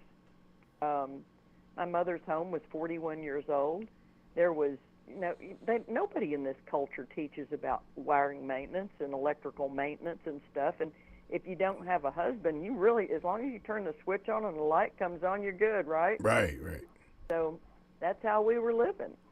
And so we unplugged the Wi-Fi modem. We unplugged the wireless alarm system. I immediately stopped using my cell phone. I mean, I just couldn't be around it. It made me hurt. My mother and sister still had theirs on, and I didn't realize how much they were probably affecting me, or we would have, it's hard to all of a sudden be this person in a family and you can't be around wireless. I mean, what's everybody supposed to do, Right. That's one of the things I talked to you about. What are we going to do? Yeah. Because what's in this... We'll get to that at the end. We first of all need to look at the whole problem. That's why I was like, no, we need to look at the whole damn thing to see the magnitude of where we are. And then once everybody understands where we are, then we can start talking about ways that we can go about addressing this. And I am... Joe Harkins says, I no longer use my cell phone because he says he is way too EMF sensitive. he says it's Yeah. poison to him. See, I'm the It is opposite. for me too. To me, I don't have it that bad. You guys, Joe, and you, and a lot of other people are way sensitive to cellular frequency, Wi-Fi, etc. Okay, I shared something with you on your post not too long ago, and it pissed some people off, but I don't know what to say. 80% plus, I shared it with you. 80% plus of the people on this planet, okay, log on to the internet via their smartphone. This is true. Absolutely true. Well, one of the things that has probably kept me from, I'm going to say, coming out of the hollow here, Okay. is that I don't want to be a leader. I don't know how to, this is just almost too big, and I'm almost, I got my I told you shirt on. And it wasn't just about wireless. It's been, for 34 years, I've been teaching a very non-extreme message. Coke machines, junk food, and prescription medicine don't belong at the church. I'm not saying you can't take any prescription medicine, but I'm saying that cannot be the agenda. You cannot be steering your congregants there, you false shepherd. Oh, honey, we've got some people in this broadcast that you will absolutely love. I'm just telling you. From Airbrush Michelle to Michelle Sanders to Espinosa to the list can go on and on. Larry Hawkins. I mean, we've got people up in here that have healed their own selves with natural I'm talking natural remedies. Pretty much taken Big Pharma and told them to kiss their ass. They're not doing it. So I'm telling you right now, you are in a really good company. Good. Well, it's just, that's what I have found, actually, when I got away from the churches. I found people that think. Oh, no pun intended. No pun intended. We will turn into Joel Osteen this Sunday night. Oh, my God. And then after that, we're going to tune into Tammy Baker. Okay, I'm sorry. Keep going. Well, and I can tell you Woo! that I know some amazing Christian people, and some of them are truly divine, but the mob, not okay. I'm going to be honest with you. One of the reasons I went to church when I was young, why am I even saying this? I am an alpha male, okay? And one of the reasons I tuned into church when I was young was because of the girls. I loved going to church just to look at the legs, because every woman in the church was dressed in either a short, and guess what? By God, she had high heels on. I'm telling you, it's the only damn reason I went to church. I forgot to tell you the reason why I got in the mood that made me go, all right, I'll come on. I'm gonna go tell Madam. I said I'm gonna go see if he doesn't have a guest tonight. If he still wants me, I'll come on. And of course I want you. I was looking around for property and thinking about forming a low EMF community and having, hand-picked neighbors and stuff like that. And so I'm watching this YouTube show, and this lady's showing her tiny house, and it's good gracious, it wasn't very big at all. But she had that thing tricked out. It looked like a typical Morgan building on the outside, but when you walked in, it looked like a high-class New York apartment. It was darling. Right? But here's this woman in this little small area. She's got Wi-Fi going. She's got her cell phone in there. She has. She's not much of a cook, so she didn't even have a cooktop. So everything she cooked was out of the microwave and the air fryer. One of the things about EMFs is that distance is your friend. Well, in a tiny house, you ain't going to get away from nothing. No, not if you park that thing. Stand right in the middle of the room. Yeah, not if you park that bad boy underneath of a cell phone or a cell tower, or park it next to a substation, right? Let me share something with you. Yeah. There's a lady by the name of Robin Snow that I just posted something really, really, really interesting in the chat. Okay. Now we're gonna take about the blood type. Yeah, we're gonna share something with you, Kathy, that you may not know. Okay. This is just add. Remember, I told you off air that what we're going to talk about now is just the tip of the iceberg. Miss Robin Snow, look at this bulb, this light bulb I've got. I'm holding up. Okay, look at the tip of the the very very tip of the light bulb. What we're discussing right now is literally that little teeny black part of that bulb. It is just the tip of the iceberg. I'm telling you, everything that Kathy's talking about right now, from cell towers to phones to substations to dirty electric, is just this little teeny black part on this bulb. Because what you just said, I'm curious about wondering if the blood type has anything to do with a lot of factors such as high metals in our bodies, the radiation, the microwave wave frequencies. It has a lot to do with it. Okay? A lot to do with it. The sight unseen. Yeah, Go ahead. What? Yeah, well, I'm a O positive, and I asked some people on the electrical sensitivity support page about that. We kind of tossed it around a little bit on my 7-year journey now, but I don't think anybody has come to any conclusions. So this is just the tip of the iceberg. Robin says I am RH negative. Okay, do you well, hopefully she knows what RH she's from negative. another planet then. Well, it's not. I wonder if she even knows what that means truly. Yeah.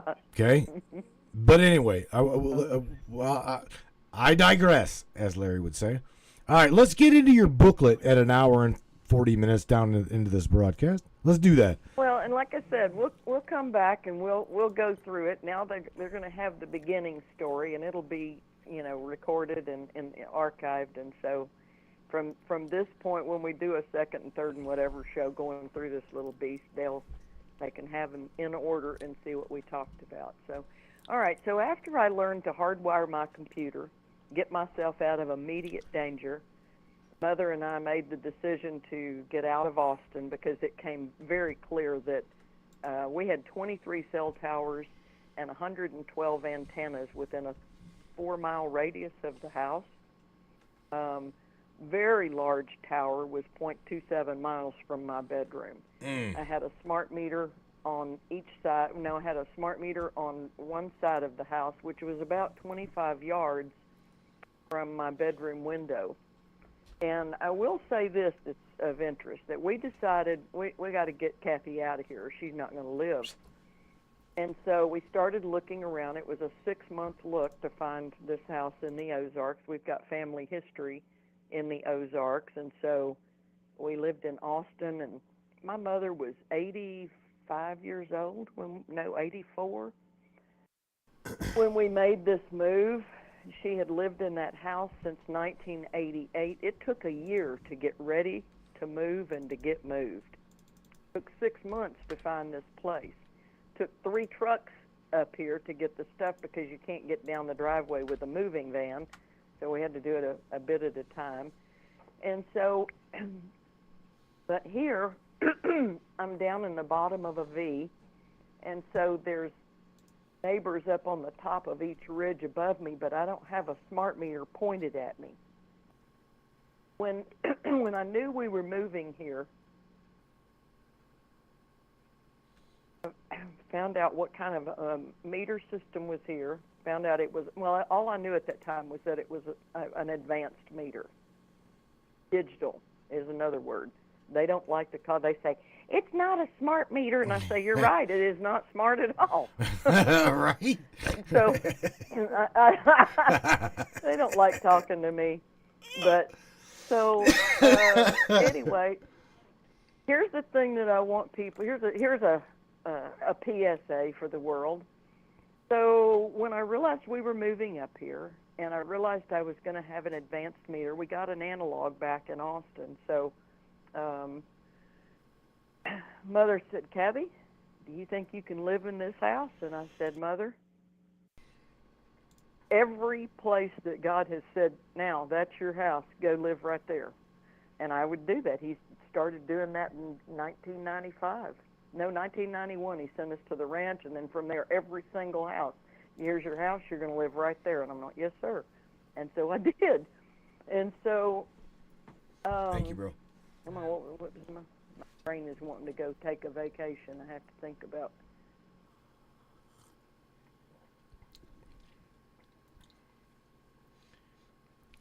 What just happened to her?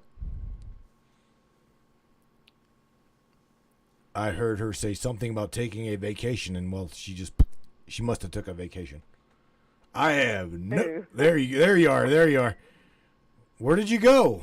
No, I don't know. I've been right here. Okay. Okay, so anyway, I lost my track of my mental track. I forgot what I was saying. Or Now, what I was that is we not. need one of the guests to.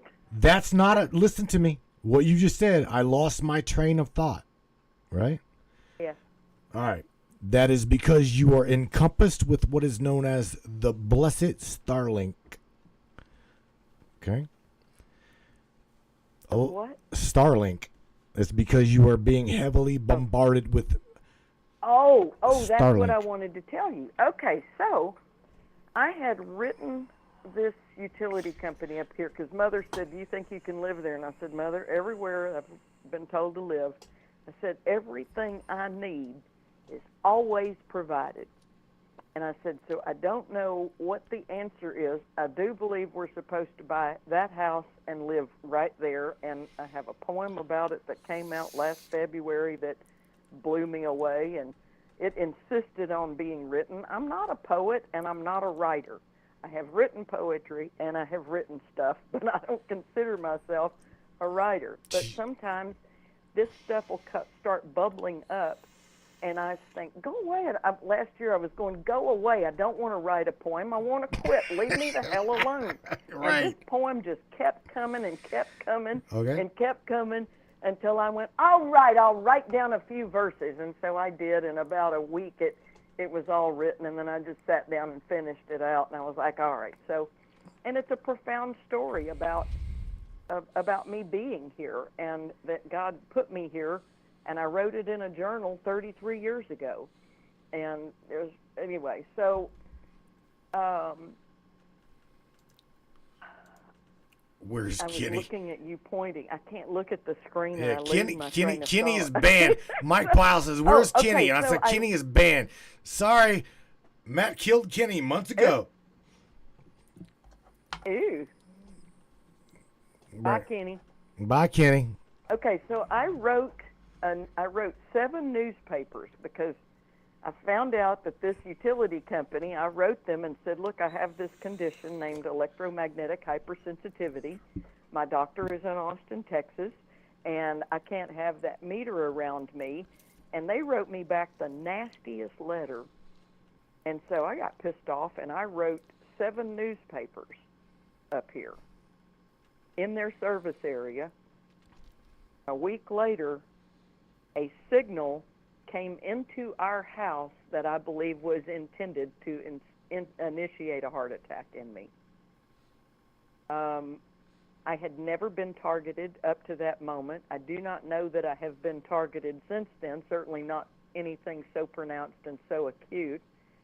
But I was sitting on my bed, and a signal came in the house that felt just like a cell phone, like somebody had shoved one up my hiney, like, whoa! And I'm sitting there going, wow!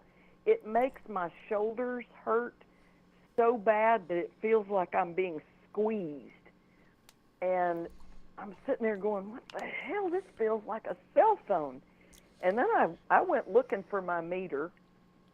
So I went and found the meter and came back to my bedroom. It peeked out the meter, and this went on for about 5 minutes. I was able to walk to the other end of the house, show it to Mother, and said, somebody's sending a signal in this house. And she said, who? And I said, I have no idea. Well, I walked back to my bedroom, and it was still peeking out the meter. And about 5 minutes later, it stopped. And I later told somebody about that, and they said they were trying to induce a heart attack in you. And I said, well, then I thought, okay, I wrote 7 newspapers by email. I want people to stop and think, who was reading my email? who has their finger on the switch and who has the ability to zero in on you and say, she's right there in that bedroom, and the neighbor's smart meter is pointed directly at her, put a signal right in there. Uh-oh. These meters, in my opinion, are incendiary devices. They are direct energy weapons. They play with the satellites and the towers. Listen They to are what this lady is absolutely saying. Part of the kill grid. Listen to See what what? this lady is saying. Listen to what she is saying. Well, this draws us a really, I mean, and, you know, if I was going to do a show, I've got several people that is some have been targeted, are funny shit. targeted, are consistently If I was targeted, going are to tortured. if I was going to do a show, look at me, Kathy. Your show. This is your show. This is your shit right now. Right here. Okay? I can't get you to make me some pretty stuff and like you do it your own self. I'm throwing you under the bus right now and saying this is like version number 1, the Silent Killers episode number 1 with Kathy Bates. Right now. Okay. She's already said that these smart meters are on the side of your houses and they can target your ass to induce a heart attack. This is very real. Well, and I believe, yeah. No, they're. I mean, this is Maui was no. I don't know if I should have said that one. No, we talk. Wait, really? Welcome to the Matrix. We say this all the time. In fact, there's a military guy up in here that supports your ass and is backing you. I'm telling you, if we elect this man, he will clean fucking house. Listen to what I'm telling you. Who is it? It's Larry Hawkins. He believes in you. Okay. He believes everything you're not telling him anything that he does not already know. This is your show, Right. and what you're saying is absolutely true. We here just take it a little further. That's it. So you keep going. So we. Oh wait. No, I didn't want to do that. Jeremy Pointer says AI uses Wi-Fi, etc., to see people in their homes and pinpoint. Mr. Jeremy Pointer, you are correct, my friend. Let me tell you what, you are absolutely dead on. And in this little matrix page that you just come on, down below this broadcast right here, I personally show you a script of both malevolent AI and benevolent AI. There is an unseen war going on in your world that you have no idea about. I'm being honest with you. Everybody's afraid of AI. You don't be afraid of AI. Do not fear anything, okay? You are built to be a badass. Be a badass. Don't fear anything. All right, so I'm sorry. I started to get off on a tangent. This is your show. My bad. Keep going. I digress. No, I enjoy the break. I can't be the only dancing chicken. Oh yeah, you go right ahead. You hand me a hula hoop. By God, I'm gonna throw it around my ass. I'm gonna try to dance with it. I'm just saying. Okay. All right. Well, where I don't think people are paying attention to the world that is forming around them, and so, all right. So once I got my hardwired world and stuff set up, I started reading online, and I began reading obsessively. So probably 7 hours a day for 6 days a week. Probably went on for 6 months. And I would come out of the office with tears in my eyes, and I'm looking at my mother, and I'm like, they're going to kill everything. That's their plan, They're baby. going to kill everything. That is their plan. And she's looking at me, yeah, no, it's this. There's no, because I was reading, the whole time when you fall off into that rabbit hole like that, and you don't come out for a while. When you do come out, you are not the same. Well, that goes right. I was not the same because Kathy, I did kind of an immersion, and I'm like, there's no way to survive this. Kathy, that goes right back to what the good book says. right? The good book in the good book in the book of Thomas says, okay, if you seek, you will find. And when you now these are Jesus' words. And when you find, you will become irritated. And after you become irritated, you will become angry. Yeah, you will. You're pretty pissed off right about now. Everybody should be really, really fucking aggravated. Well, anyway, so after I did all that reading, I started compiling. That's the best word to say it. Some of it was me writing, and a lot of my early observation was the fact that, okay, you got this company over here and they're testing their smart meter, and this guy over here, they're testing that frequency on that tower they're going to put up, and this guy over here is testing that, and somebody else is over there testing that, but I didn't see the likelihood that any of them were testing all of their shit in the same lab. Like yours might work and yours might work, but how do they work together? And that's the same thing they did with, I talk about this in this little public health warning booklet, by the way, that if you go to the noatt.blog, that stands for Neighbors Organizing Against Trespassing Technology.blog, and I shortened it to noatt.blog. If you go there, the featured post is this document that we're going to go over. You are free to print it. You're not free to charge for it, but you can certainly distribute it. I shared with you where I get them printed and how I fill out the little fill-out form to get these little digests. I spend about $2.34 a piece for them. So what I suggest to people is that they get these printed and they start reading them, and not only reading them, but inviting friends to lunch and dinner. You need to share this gospel. Right. That's kind of what it is. And it is the kind of thing that people don't like uncomfortable subjects. I'm sure your audience knows that. But there are some very critical things that we have to talk about. Even with all of this bad news that we're going to look at in the next how many ever shows we do, no matter what the bad news is, I'm a person that this God that I know, this Father, this Heavenly Father, Creator Father, He amazes me. And He drives me crazy. He's a last-second God. He comes in at the very last second, and even if I screw up, he comes in and He might giggle, and he might say, "Well, how'd that work out?" But He will be with me while I pay the consequences. He'll help me. He's patient. But what I don't see Him respond to is when I ignore stuff.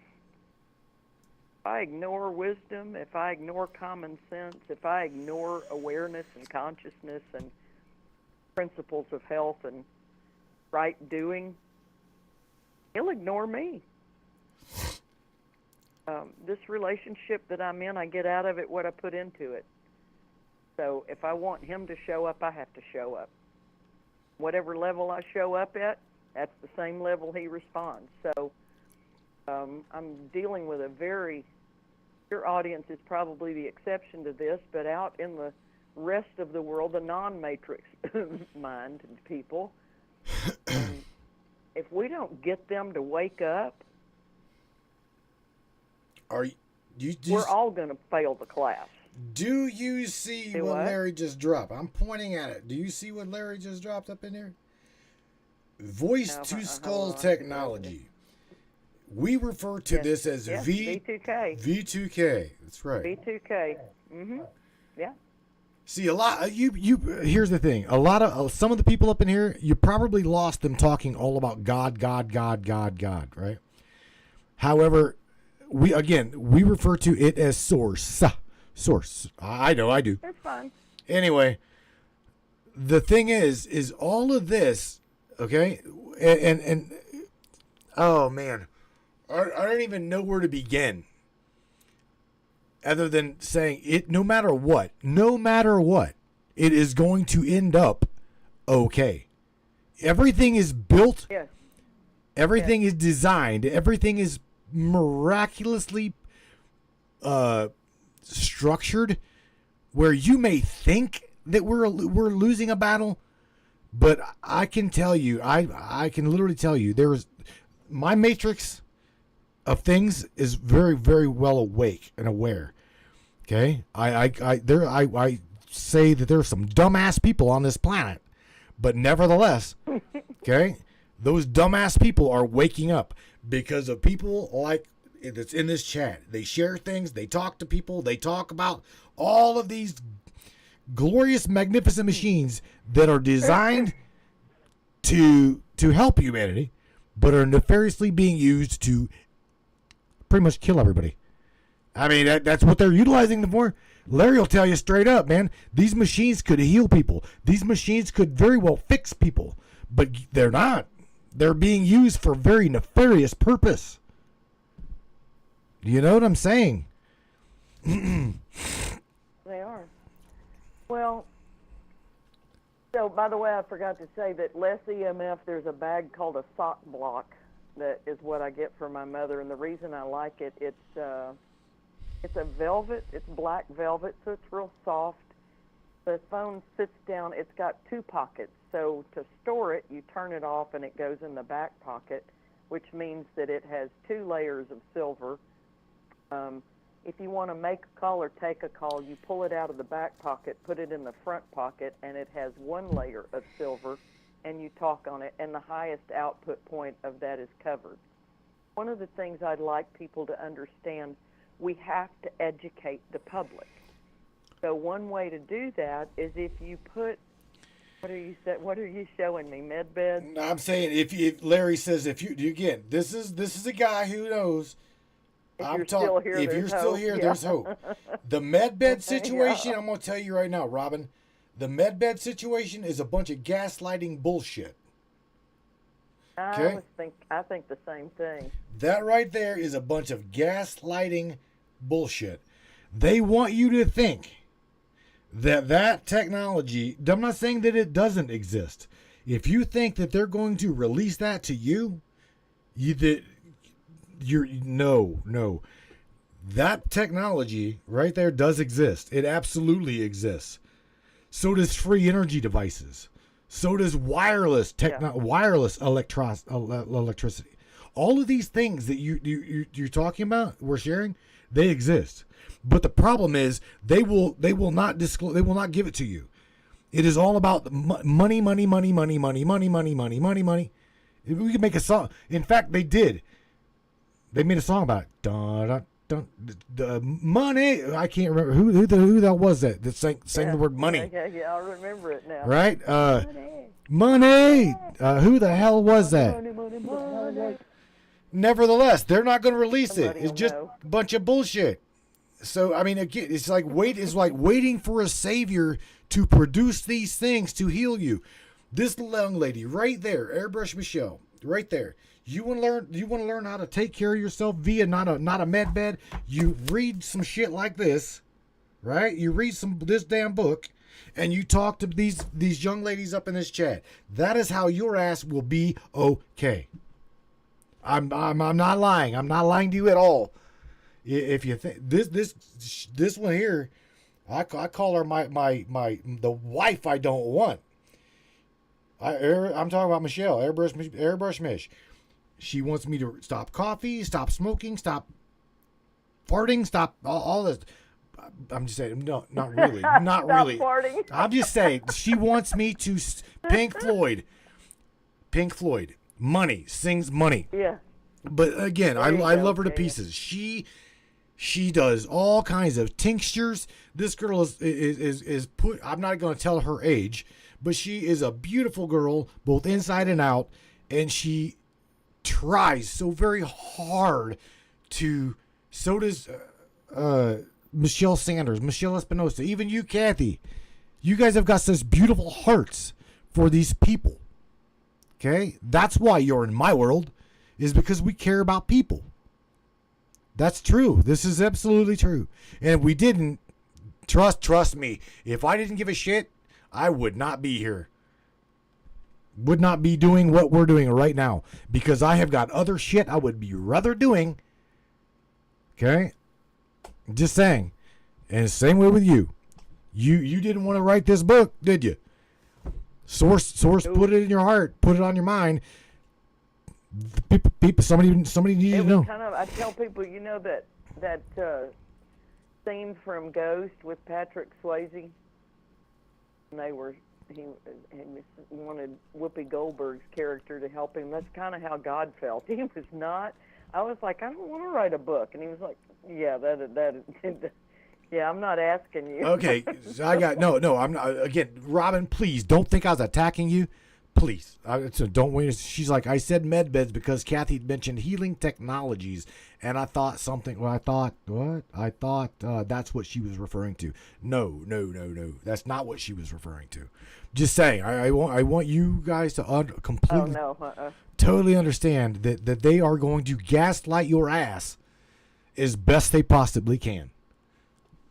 I'm telling you, be very careful about what comes across your news feed on social media, because if they can gaslight you to get them to throw out that propaganda that they're in control, and it's going to be okay.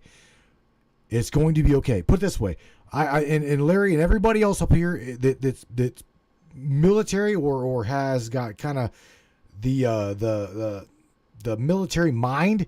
If the government says you don't need a gun, your ass better get to the local gun store. Okay? Put that on the top of your to-do list. You mark that, yeah, absolutely. And you get the hottest ass ammo that you can possibly get.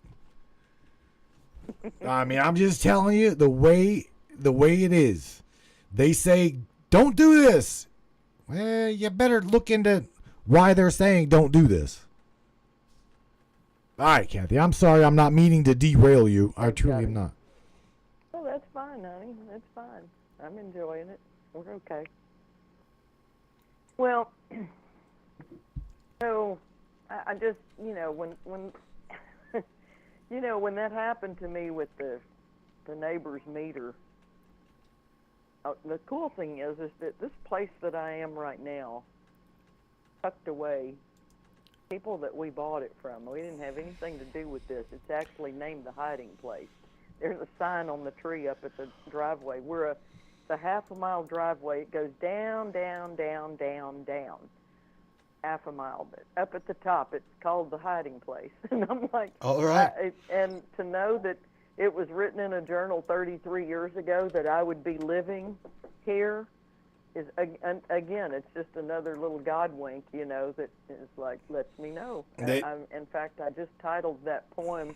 It took me a year to put a title on it. I put the title on the other day. It is The Itinerary of a Surrendered Life. It's what life can look like when you get out of the driver's seat, get in the back seat, and say, you drive, take me where I need to be. And that was how my visual was for a long time. And I used to say that riding with God like that, it feels like we're in a flying car. And sometimes he reminds me of Jack Nicholson in The Shining. Oh, God. Because we will be flying right toward the side of a mountain, and I'm losing control of my valves and having a hissy fit in the back seat. And all of a sudden, in an instant, there's a beautiful sunset in front of us. And I'm like, where in the hell was that mountain we were fixing to fly into? And he's like, ha! I'm God! Right? What's the matter with you? So he's, it's an unusual journey I'm on. But anyway, it's productive. But all right, so let me see where I am here. We're at 2 hours, Kathy. 2 hours and 10 minutes. And you were late, by the way. You were late. Yes, I was, because we were on a time difference. Well, you said, I'm going live now, I'm fixing to flip. And I thought, what the hell why is he doing that? I still got to feed the cat. And I was on a different time than you. But now I won't be. Next show, I won't be. I won't leave you on the stage so long by yourself. I was talking about snow that I don't want. I was talking about. Oh. I was reading everybody's comments and stuff. It's all gonna get. Trust me, I can Okay. talk to myself for almost 6 hours straight. Okay. All right. All right. Let's go into. I'm on page 3 now of the public health warning booklet. We're going to start getting. We got into who I am and how I got All right. here and what all was happening to me. You're and on so, page 3. All right. I've so, got, dude. I am like right here on the main page. I don't know where to find the damn booklet, like the actual booklet. I'm looking at neighbors organizing against trespassing technology. Right there is the public health document. So if I click this, that's it. all right. So if I click this, right, it's gonna take me to looky there, everybody. So I'm gonna take this page right here, and I'm gonna drop this in the Brainiac chat. So where everybody, if you want to follow along, right, the link I just dropped is the PDF. All right, and we can go through this right here. All right, so Well, and they can have it to be, I hope they'll be reading through it, and we're going to go through several shows till we hit it all, and then we're all going to start talking about ways that we might be able to facilitate change. So that's where we're going. But before we do that, we need to look at. You got this in an iframe. You got this in an iframe. I'm gonna have to hang on. I'm trying to figure out how to get this out of the iframe. There we go. Hang on. Yeah, you got this iframe going. I'm looking. I'm trying. Yeah, I can't get this any bigger. Up at the top. Oh yeah, you did it, 120%. Yeah. The easiest thing to do is, I think, to download it. But if you just put it there, most people can do whatever they want to do with it from there. If I download it like that, I can't actually share it the way I'm sharing it. All right. Yeah. In other words, is they can't see. It's too small. All right. It was okay at 88%. There's that poem. It was okay at 88%. I think it was bigger. 98. I'm looking. There's 88, 63, 83%. And I get. You know what? Let me try to make this. Hang on a damn minute. I'm trying to do. There we go. All right, that's about the only thing I can do right there. Hang on. Oh boy. Hang on. All right, make it 94. All right. So, okay. You're on what page are you on? You're on page 3? 3. All right, there's page 2. Sorry. Now we're on page 3. Yeah, see, it's yeah. I've got to okay. You go ahead and talk. Let me work on trying to get this blog to fit. There we go. Okay, so you happy? I'm happy now. I'm pretty OCD when it comes to this shit. All right, right. I had recently published a book. Very good. All right, you drive. Okay, so what I want people to see that most people aren't aware of is that Robert F. Kennedy Jr. and the Environmental Health Trust sued the FCC, who regulates the safety of these wireless devices. And they submitted, and then the courts combined their lawsuits. Environmental Health Trust is Dr. Deborah Davis. She's amazing. And this was August the 13th of 2021. They submitted 11,000 pages of evidence of harm. On August 13th of 2021, a federal appeals court judge in D.C. rebuked the FCC for, quote, ignoring the studies showing harm from wireless tech. So FCC doesn't care. They're in fact, they're made up of a bunch of people, the wireless executives. This is just a stupid world. That's what I said in the Getting Well God's Way book. I'm surprised I wasn't more aware of this. There is a blindness that comes along with our use of this stuff and acceptance, and it keeps us from seeing what we need to see. You know, even after I got injured, I was shocked at my ignorance, because I now know our government's not functioning. None of our oversight agencies are functioning. No. We have no protection. There's the illusion of protection, but it's not real. You know what? You're talking about fillings in here, like teeth fillings. Yeah. I'm looking through here, and an airbrush Mish.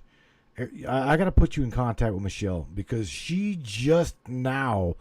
When was your show, honey? It was like it wasn't last week. It was the prior week. We were talking with her about this very, very thing, and she was trying to tell everybody the very detrimental effect on this very same thing, as well as fluoride.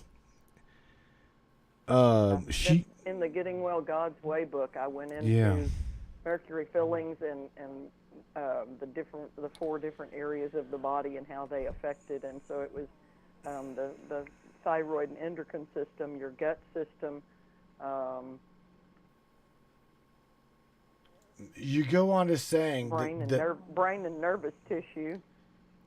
How I had anyway, both parts of the mercury, metal-looking dental fillings were destroying my health. Okay, I'm with you. I'd go into that in this booklet, because it's definitely a part of the recipe. I had hardwired my computer, putting grounding techniques in place, shielded data cord. Again, this is for people that are really, really, really highly susceptible to electromagnetic frequency that will. Again, it doesn't bother me, Kathy. What you're talking about? My mother. Go ahead. My mother has a mouthful of mercury fillings. She has several root canals. And she's 88 years old. She has survived everything that my book says you shouldn't do. Right. It's kind of like, do you remember when it was a news guy? What was his name? The big old black guy. And I think he had a laparoscopy and he lost a bunch of weight. What was his name anyway? He was on Good Morning America. Oh, you're talking about. I know who you're talking about. I do. Damn it! Now I forgot what he said that I wanted to quote him on. Oh well. Well, I'll go over a little bit more, and then we'll cut it off for tonight. And we'll come back whatever night you want to schedule, and we'll do another few pages of this. Let me go over some of what we're doing here. So, after I hardwired the computer and learned everything, there's another document that was the first one, and it's called An Urgent Message for Modern Man, 2019. All right. It's on that noatt.blog. And so it became, it's what I built the original blog around. It was like, okay, that's the featured post, and then we'll just see where we go from there. So it was a compilation of things that I had written and links, and then there were, 5 or 6 exhibits attached to it. The beast came out being like 196 pages with all the attachments. So it's what was there for the longest time. And then I think it was probably May of 2022 that I told God, I said, don't you ever ask me to write another book. If you ask me to write it, I'm not going to do it. You're going to just have to kill me, and we'll talk about it when I get up there. God. I don't know why he lets me get away with it, but he does. Well, I do too, because he told me one time, he said, you're like a little 4-year-old. He said, you tell him to turn that TV off and go clean up your room. And you go, I don't want to clean my room. And he goes, and you stomp off and tell me how much you hate me. And he says, you know what? I don't even care as long as you go to the end of that hall and you clean up your room. I'm like, right. Okay. So anyway, he's pretty patient, but it is definitely patient. Writing a book is really hard, and it's really hard if you expect it not to be read, and it's really hard if you don't have any support in a cheering committee. I didn't have any of that. I had a bunch of people looking at me like, "You gonna write a book, huh?" Nobody writes books and finishes them. So, anyway, I had to write it and finish it. So it was just a damn hard project. So I said, don't ever ask me to write a book again. That was ridiculous and still is. And so I'm sitting here at the computer. He's got Mother laid down. And she had, I think she had sciatica, which I had fixed in myself after 11 years, and I couldn't fix her. Nothing I did would work. And I finally looked at her and said, I have deduced that God has laid you down for some spiritual reason, and it'll probably be because of me. And sure enough, what happens is when he wants me to write something, everything around me gets real still. And including, he's laid her down twice, like, get out of the way, stop moving around, I need her to hear me. And so I'm sitting here in these months that I could not fix her, and one day I'm sitting at the computer, and he didn't say, hey, I want you to write something. He said, I already have another book. And I said, what are you talking about? Like, I need you to take that urgent message and update it now that it's 7 years later. Tell them what you see now. And I was like, all right, well, I guess I better get started, because the last time I didn't get started, he arranged for me to fall off a bridge and break my back. So I didn't want to repeat that. But the book now has a section on reversing pain. Right. So okay. The teaching just got deeper. Okay, so let me see here. There were, dang it, in this document, there are, on page 3 at the bottom, there's 4 amicus briefs that were listed at the end of the document, the RFK document, and there's links with everything I'm telling you. So when you go on this document on No ATT, when I'm telling you something, if you hit that link, you're going to see what I'm telling you. I'm big on links because you have no reason to believe me or trust me. Well, I trust no woman, dude.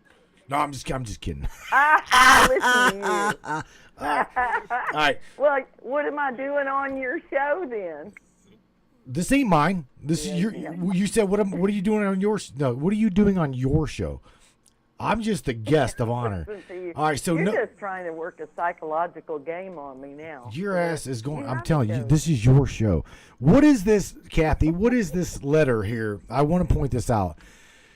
Says what you're saying is all true. I'm an electrical engineer who has worked with semiconductors for 20 years, and we used to do EMF testing. Blah blah blah. What is this little statement? Please tell me what I'm looking at. When I first got injured, and I'm trying to think of an analogy, but when I first got injured, it was like a shockwave went through my world. Okay. I mean, everybody was looking at me like, it's like I turned polka dotted right in front of everybody, and they were like, well, I mean, we're all standing around with our cell phones. What do you mean you got injured by a cell phone? And even today, I tell people, I say, October 2016, I touched the screen of a cell phone and a pain shot up my arm. And people look at me and they start laughing. And then I keep doing my little elevator speech and I say, and then it did, and they stop laughing and they're like, you're kidding me, right? And they want me to say, yeah, I'm just messing with you. And I'm like, I'm dead serious. I'm telling you, that phone in your hand emits pulsed microwave radiation, and when your particular genetic history or genetic leanings and medical history and who you are finally gets enough of it, bam, your world's going to change. And so I was pretty, I mean, here's the thing. If you get to know me, you're going to figure out within the first 15 minutes, this woman will break your heart with the truth, but she will not lie to you. It's just my energy. I don't have any reason to lie to anybody. Right. I haven't found one yet. So, for me to have this I wasn't just anybody. So for me to have this happen, I had long time friends that came to the house and looked at me and said, "Tell me what happened." And for 6 months, every single time that question was asked to me and I started to tell people, I became extremely nauseous. And I mean, it was a concentrated dose of immediately felt like I was going to throw up. And I would hear so loud in my own psyche, a voice said, "You have no idea what you're doing to the children. You have no idea." And it did that exact same verbiage, exact same tone and emphasis every single time for 6 months. And I believe he was embedding it in my spirit so that I would not forget. So I went on nextdoor.com. Y'all remember them? I now believe they are part of the machine. I'm going to mute this for a second and clear my throat and take a drink. I'll be right back. That's all right. Larry's throwing out here that the next generation cell phone is absolutely going to be off the chain. And then Jeremy Pointer points out, well, maybe it's going. This is kind of funny. Jeremy says maybe it targets DNA. Bro, let me tell you what. The cell phone that Larry's describing is not just going to target DNA, but do you remember me in the beginning of the show saying to I don't remember which lady it was, that what we're discussing right now, if you take this light bulb, is just the very tip of the iceberg right here. This light bulb being the iceberg, okay? All of the shit that Kathy's sharing right now, we are still just at this very tip. In fact, maybe it targets DNA, is still right around the tip top of this little bulb. This world that we are in right now is so nefarious that I'm telling you right now, the discussions that me and Larry can have, and we will have, okay? We will have them.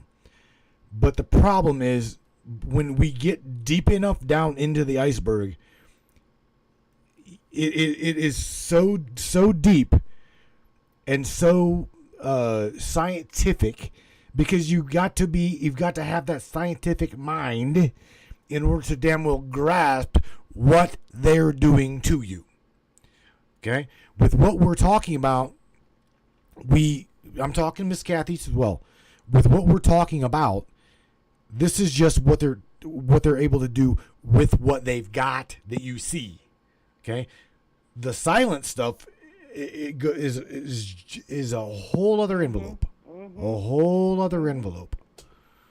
It's all silent and it's all invisible and it's very destructive. And okay, you asked me what this was, so I went on Nextdoor because I was in uncharted waters, Matt. I'll bet. I went on Nextdoor and I started asking about the safety of this cell tower that was 0.27 miles in a middle upscale subdivision in the suburbs of Austin, my mother's home. And so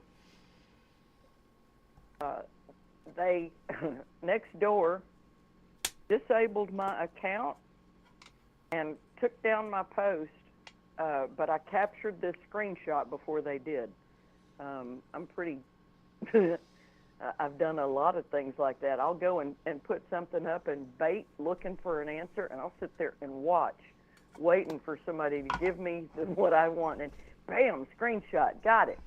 Okay, so this is a guy that replied, and he said, "What you are saying is all true. I'm an electrical engineer who worked in the semiconductor field for 20 years, and we used to do EMI testing for compliance. That's electromagnetic interference, I think.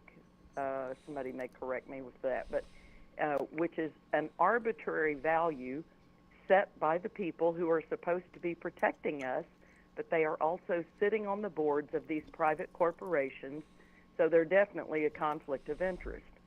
And the reason for that is to make sure that I am interested in coming and learning more about EMI and cell phone effects on soft cell tissues."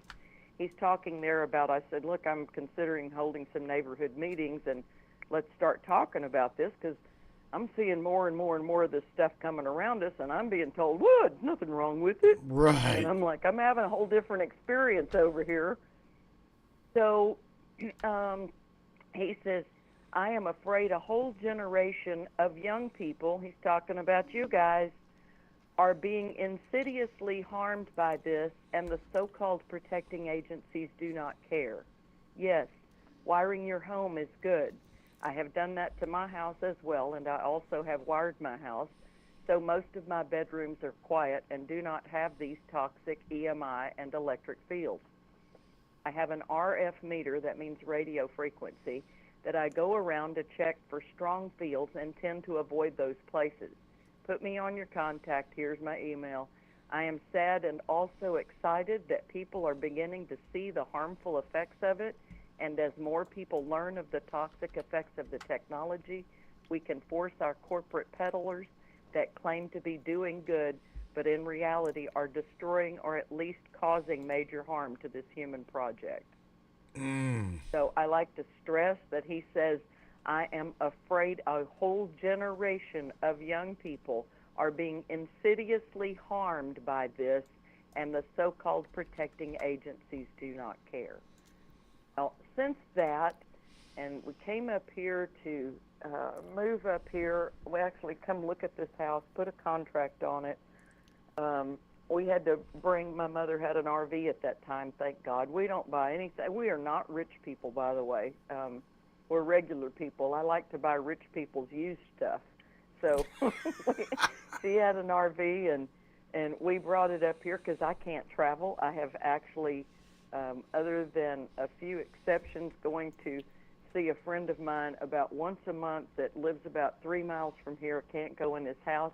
I can only stand in his yard and visit with him, and now I can no longer do that. But I have not left this 28 acres in 2 years. So, damn, sweetheart, you're pretty while sensitive to this, ain't you?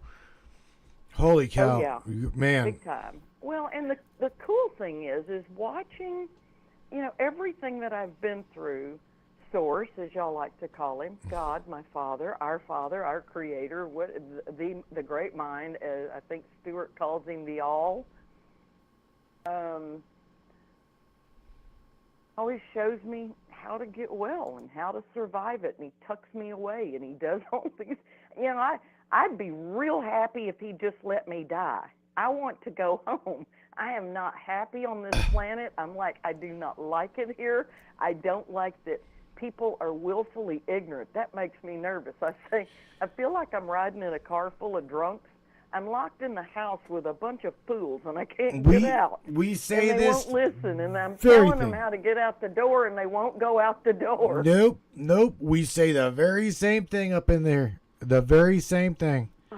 You cannot. It's like you can beat, drag, tie a damn 4x4 4-wheel drive Ford, and jerk their ass to the river, and you cannot make them drink.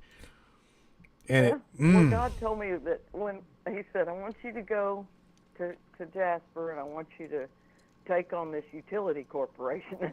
And I laughed, and I said, when are you going to stop? The only right. I said, yeah. I'm like, when are you going to give up? I said, God, I told him back then, I said, I feel like you're a little boy and you're holding on to a dead puppy, and I got to get it away from you and bury that sucker before it starts to stink. I'm like, you are not giving up on these humans. And I'm like, honey, they ain't listening. And they really, really love you, but not to the point that they're going to have to give anything up. That's when they don't love you that much. Right. I'm like, you need to, oh. All right, so, all right. There's 4 amicus briefs that they start on page 3. They go into page 4. There's a 90-minute video by Dr. Deborah Davis here where she details this lawsuit, so you'll learn a lot from that. There's a 2-page fact sheet and a link to that. And then I recently found a book titled Hidden Dangers: How Governments, Telecom, and Electric Power Utilities Suppress the Truth About the Known Hazards of Electromagnetic Field, EMF Radiation. And it's by a retired electronic warfare specialist. So he wrote the kind of book I would write, because what he did is he got into the smart meter thing because he was electronic warfare specialist, and his daughter came to him, newly married and pregnant, and said, "Dad, they're going to put something called a smart meter on our house. Would you look into this and see what it is?" And that's how he got pulled into it.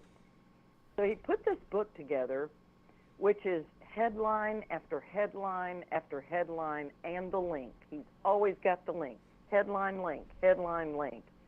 And they're all split up into stories about cell towers, cell phones, Wi-Fi, smart meters, 5G.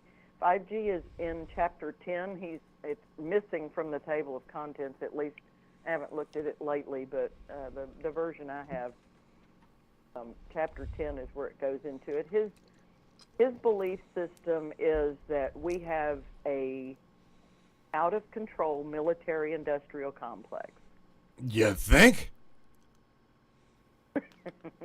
I mean, he boils it down to, it's all laid on their doorstep. Sure.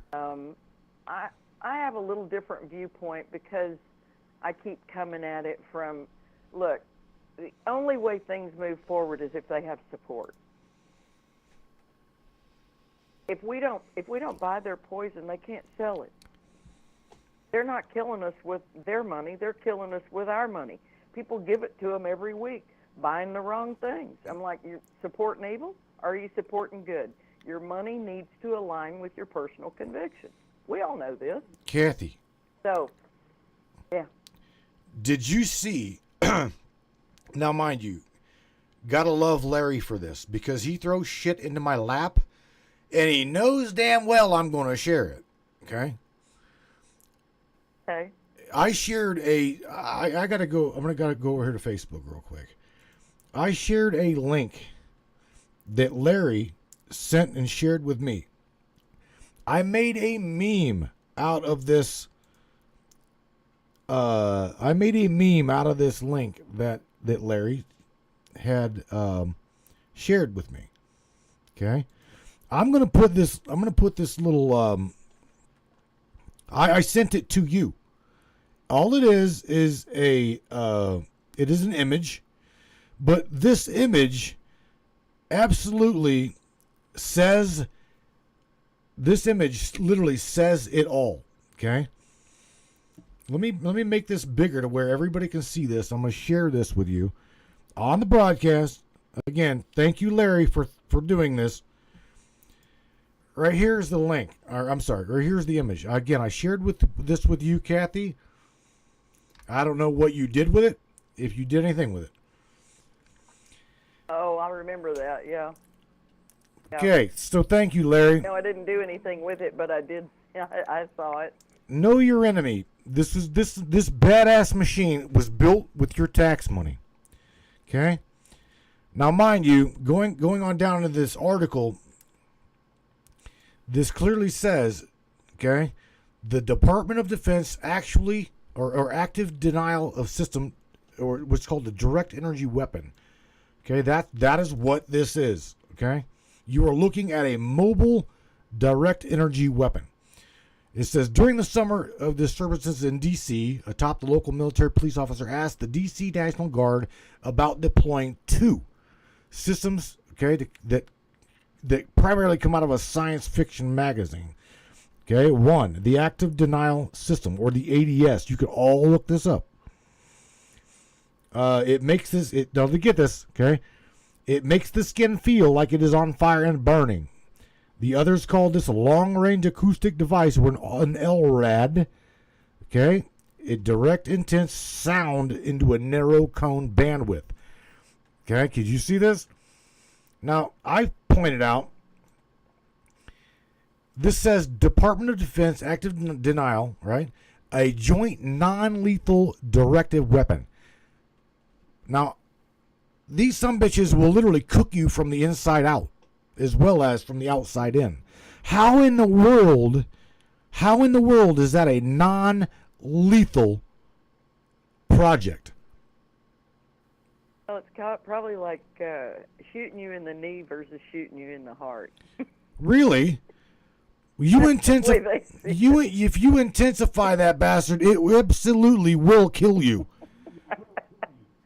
Yeah, it's what I would call it exposure. That's how they control it. It's like, oh, well, we just hurt you for a minute. We didn't hurt you, like kill you.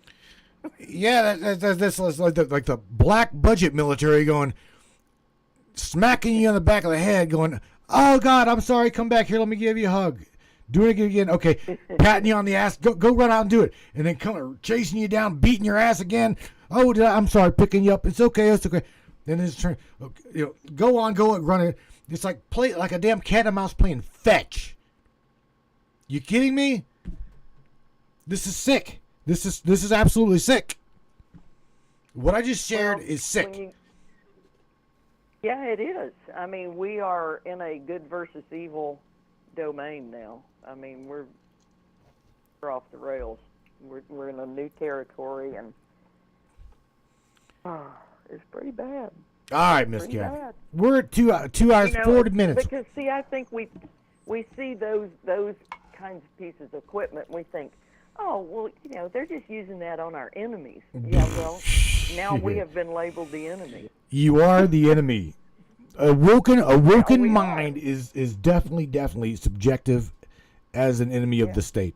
I didn't say that we. In the Patriot Act, didn't they define us all as domestic terrorists, pretty much? You deployable son of a bitch! God, why are you thinking for your independent self? Right? Exactly. Right. Well, that's one of the reasons I left the church, is that my experience was that as I came forward with very reasonable and practical and wise and information, I was patted on the head and basically discouraged from thinking. I mean, that was the message that came through loud and clear. If you're going to think, you're not going to be comfortable here. You know what? We've got. I was like, all right, well, I'll leave. We have got domestic terrorism in our own ABCs. In fact, let me just go ahead and label the CIA as public enemy number one. Okay, I've got friends in that organization that literally will tell me it is corrupt as corrupt can get. All right. So is the FBI. I mean, we've watched that. Yeah, that just kind of fell apart. The FBI is just. I love these people. Our government's not functioning anymore. It's functioning for the criminals. I love these people, Kathy. I don't know. I mean, a couple of them. They're young. They're younger than I am. I'm 48 years old, right? And let me tell you something. How old are you? 48, and they're younger than me. Okay. I'm talking. These are babies. Two of them. One of them can be my kid. And I watched the dude graduate high school. He went to law school and then went to what the hell was it? Domestic terrorism school or some shit, right? I watched him grow up, and now he's in there and he's like, this son of a bitch is corrupt. And the moment he's to speak out, he gets reprimanded. He got first offense, he got 2 weeks paid vacation. Was clearly told if you try to whistleblow, blackball, blah blah blah, anybody in this department, your ass is getting another 2 weeks unpaid. Oh, yeah. Okay.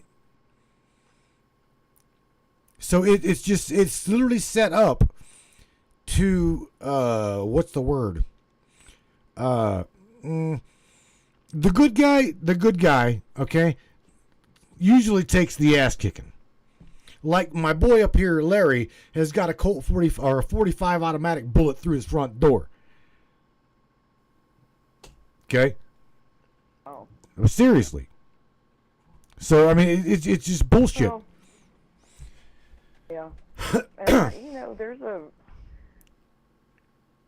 an element of the thing that I have in my favor right now, because I just found out, I don't know, maybe 60 days ago, this utility corporation that I'm jacking with up here. They're the largest cooperative in the U.S. And I started laughing. I was like, oh, good God, I thought we were picking on some little Ozark-based, utility cooperative or something that had gotten outside of the bounds. No, he's going to take on the biggest one. I'm like, oh, God. So the good thing is that keeps me somewhat safe.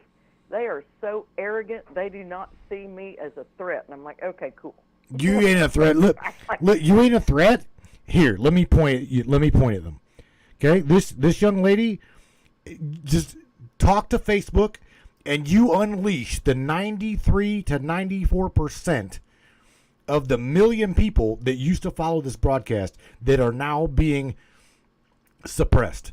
If you think by all means that this young lady is not a threat to your system, you unleash havoc, because I'm telling you right now, this girl could be a complete silver bullet to the vampiric bullshit that you're dealing to the public. We've got a statesman right now in Ohio that is in prison for taking a barter deal for, mind you, the First Energy Corporation. Okay? Larry Householder is public enemy number one here in the state of Ohio for money embezzlement for the energy corporation known as First Energy Corp. Our statesman. So if you don't think that what she's saying is real, it's very real. Look it up. Larry Householder, money embezzlement for the First Energy Corporation. She's absolutely telling you the truth. And again, well, it gets pretty ugly, pretty scary, because it doesn't take you very far into this to see that the CCP is all up in our electric grid. And I'm like, we know one thing about the CCP, don't we? They are patient. Sure, they are patient. Sneaky, and they are sneaky, covert, underhanded. And what I've always seen in our government, before they were corrupt, they were naive. And then that naivete took them even further into the corruption. And then you've got the Epstein factor that's going on in there. I mean, this is it's organized crime that has become disorganized because it's almost got a Keystone Cop effect to it. And so that could be to our advantage in the future. They're not as organized as they'd like us to believe, in the sense that I take that from, Y2K was supposed to do us in, and I was tapped into God going, this doesn't feel, bought an extra bag or two of rice and some beans just in case I was wrong, but I was like, Father, this doesn't feel like a real threat. It just never felt legitimate. And, they wanted everybody to believe that they had the ability to just shut our world down. I was like, no. As it turned out, it didn't happen anything like they said. So, anyway, just more BS to scare us, huh? So, all right. So I'm going to look at page 4 here. Kathy, through some of this. Honey, we got to get wrapping up for real. We're going to have. What I'm trying to do here. Okay. How long we got? 15 minutes. Hang on. Let's run through this tower stuff real quick. So this Hidden Dangers book shows us in 2007 in Spain, one tower was responsible for 30 cases of cancer. In 2009, again, Spain, one tower, 43 cases of cancer. 2011, Brazil, over 7,000 cancer deaths in 10 years. 80% of them lived within 1/3 mile of a tower. In 2011, Italy, the Supreme Court ordered the Vatican Radio, to pay 41 people within 6 miles of a transmitter who died of leukemia. In January of 2023, Arkansas launched 4 new PBS repeaters. So, because of COVID and all, they needed to get PBS from 76% of the state coverage to 95%. The day that they launched it, I did not know this for a week. It took a week for Mother to come home with the paper and go, I know what did you in. I woke up with vertigo. The whole house was spinning, and I'm talking not just a little bit. And so, here's the thing. I'm like, it's awesome because, again, I was like, whoa, I was holding on to the walls, closing my eyes, going, all right, Father, you got to show me what to do here. And I had a flash memory when I was in Austin. I took some aluminum foil and folded it up, and I scrunched it up and pulled it out, didn't smooth it back out, and wore it under my cap. And what it would do is when I had to go out and run errands or whatever out among all the towers and the density of it, it muted the effect some. So I hadn't worn it in 4 years, and I reached in the drawer out of pure desperation. I didn't know if it would work, and I stuck it on top of my head, and everything stopped spinning. I went, wow. And what was this? It was aluminum foil. Damn. Folded up anyway. So, I kind of laughed at the people that call us tinfoil hat people. I'm like, thanks for the hint. Right. I appreciate the tip. And so, some of finding your answers is you've got to be willing to be a fool, because sometimes the answers are right past your, ego. So, all right. So then in 2004, the International Association of Firefighters took an official position and said no towers or antennas for the conduction of cell phone transmission until a study with the highest scientific merit and integrity on health effects of exposure to low-intensity RF and MW, that's radio frequency / microwave radiation, is conducted, and it's proven that such sightings are not hazardous. 2000, Germany said, quote, cell towers need to reduce radiation by 10,000 times. That was referring to the U.S., I believe. I didn't put that in there, but I'm pretty sure that was referring to us. In 2018, they published in Italy the Ramsini study, largest animal study ever done, confirmed that cell towers cause cancer. I say, now that I'm 6 years into this story, I can declare adamantly every living thing is being adversely affected, and there are tons of studies to support this claim, as you'll soon see. Just nobody realizes the common denominator.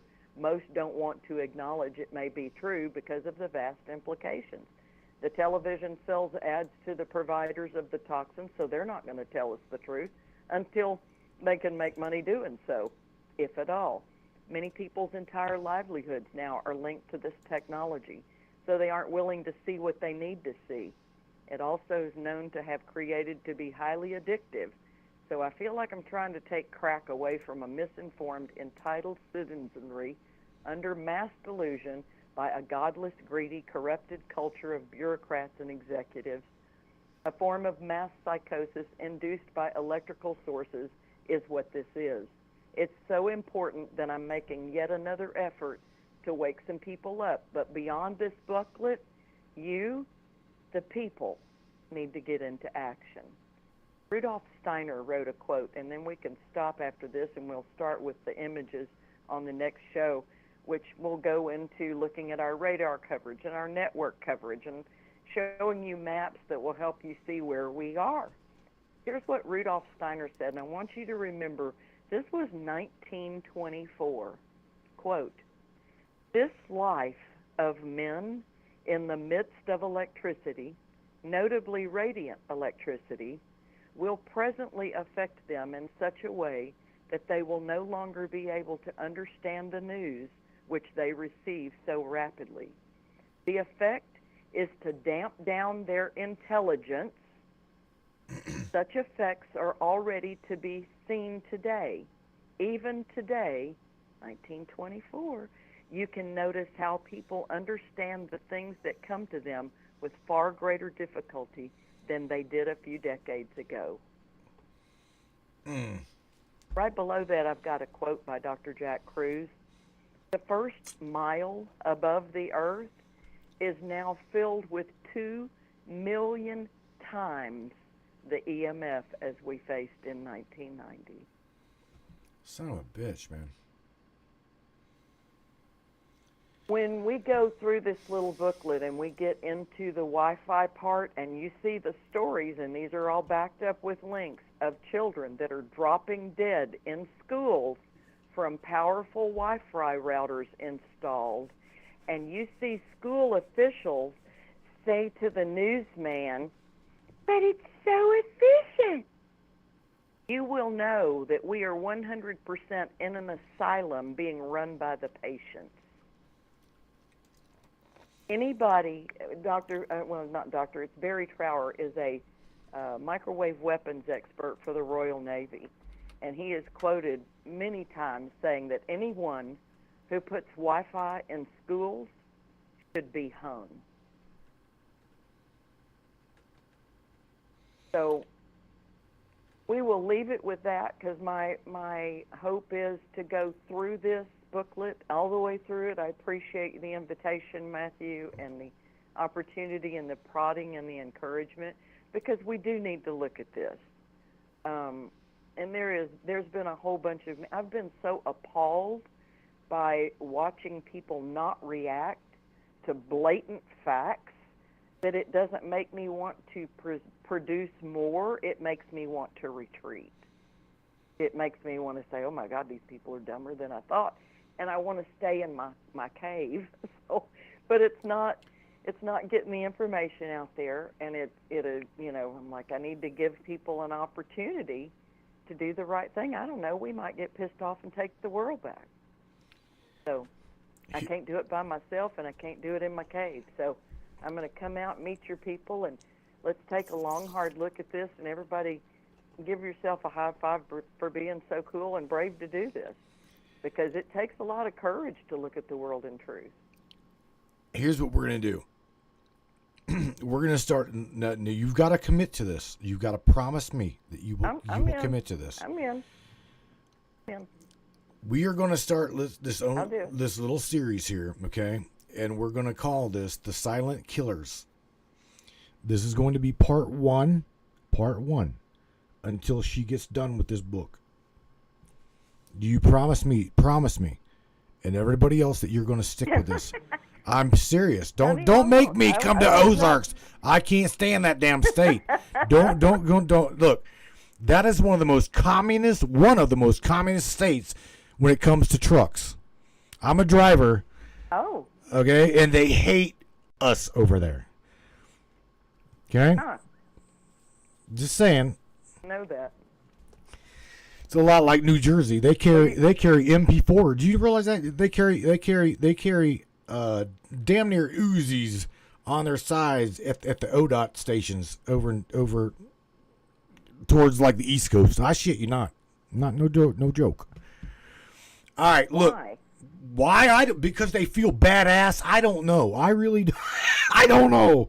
It makes them feel big. Weird. I don't know. I truly don't know. No, I'm 100% in.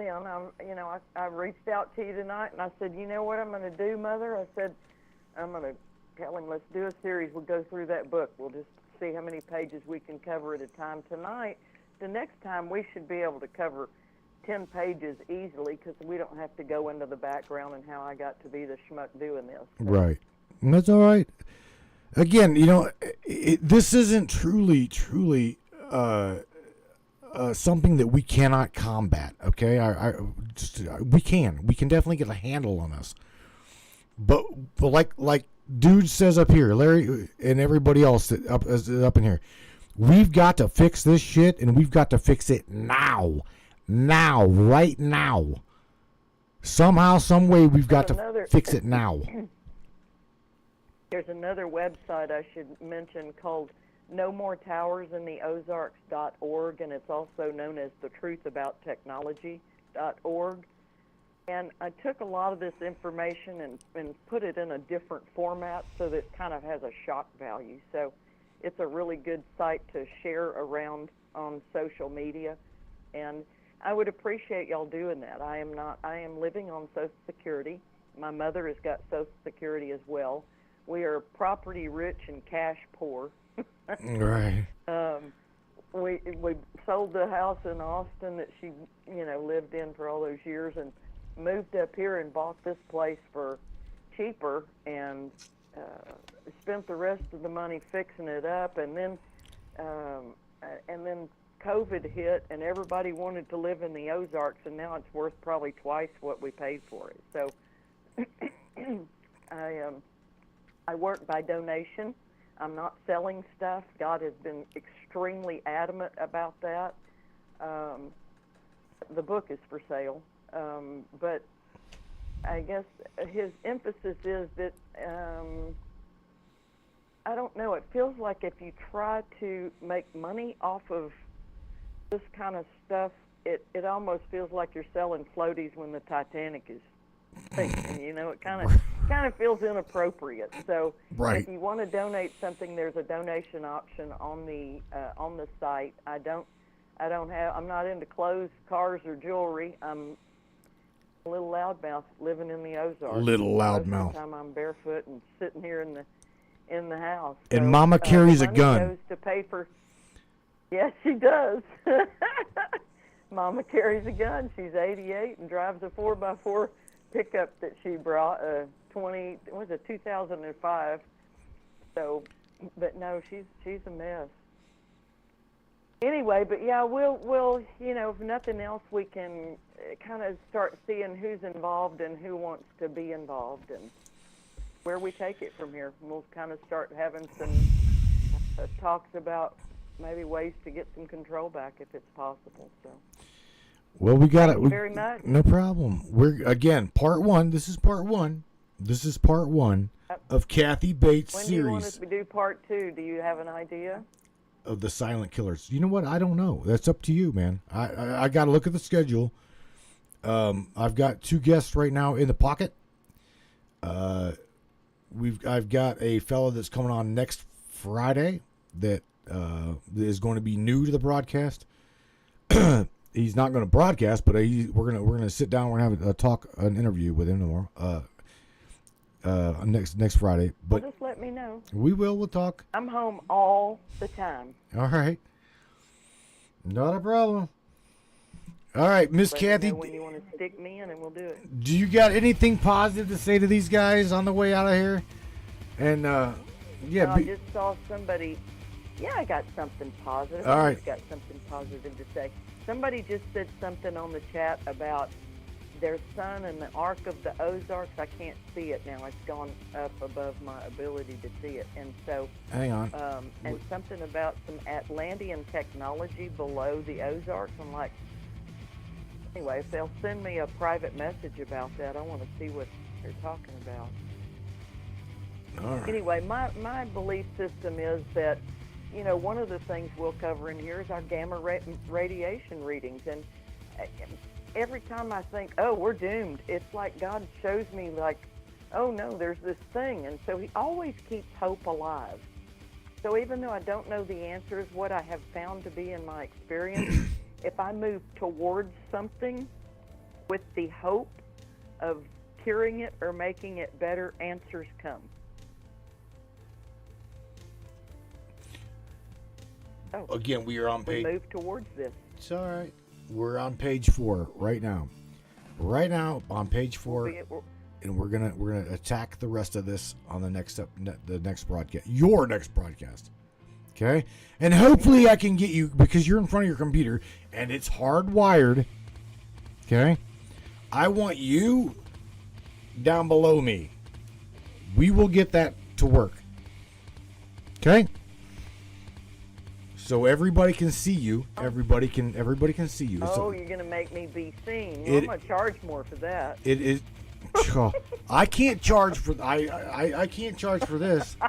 I'm teasing. I know. But look, we're gonna put this together. I will. I don't edit. I do not edit our broadcasts. Okay. But for don't you, blame you. I will edit this to where I am completely out of the beginning, talking to Mike Pyle and these guys, and get it to where it's Okay, got just you. me and you, and yeah, and anybody else. Let me say this real quick. Any broadcaster, anybody whatsoever that is in the alternative journalism industry, if you are not beating down this girl's door to talk to her you're stupid. Okay? Give her the time of day. I'm serious, because she deserves it. She absolutely deserves it.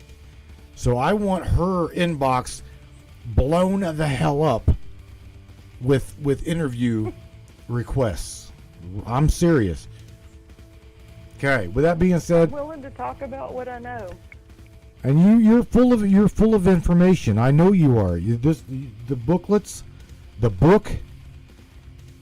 Okay, it's not all, again, it's not all about it. No, I know a lot of people are probably thinking it's all about God, and we left a lot of people left the chat because of that. Well, let me explain something there. This is really important to understand. I was sent. You know how the Bible says that Jesus was first sent to the Jews and then to the Gentiles? God knew the Jews were going to say, "Nah, that's not him." And they were going to blow him off, and that was going to give God permission to go take this to the non-Jews. And so, if you know, going along with that, this is how I feel, that God sent me first to rip into the church folks.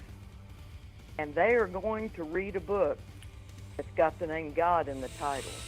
And so that's how that book got its name. I was sent first to the church folks, and after they blew me off and weren't willing to surrender anything that they've got, even though they stand there and say, "I surrender all." No, they don't.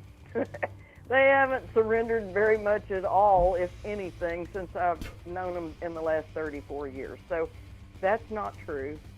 And now that they're not listening or didn't listen, I feel like he said, "Come on, Kathy, we got to go talk to the other people." And I tell people, I'm that, you know, Jesus said, "I have other sheep that you know not of." Well, I'm the tie-dyed flock. So that's where you'll find me. But so that I was sent first to them in a way that they could relate.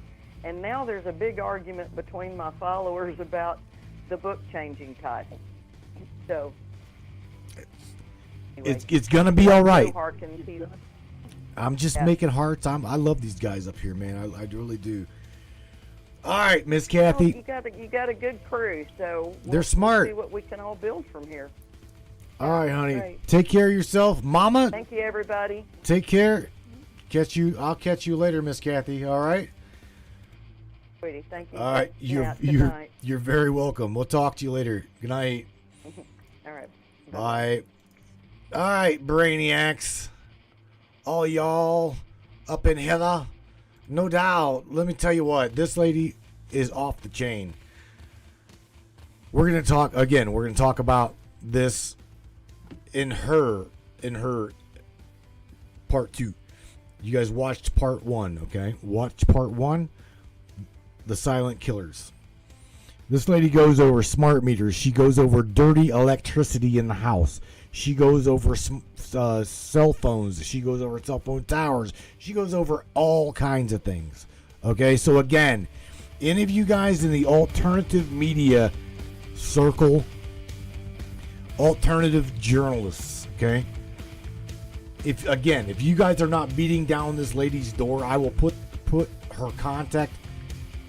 In fact, I don't know why the description didn't change, because it should have. If you guys see in the event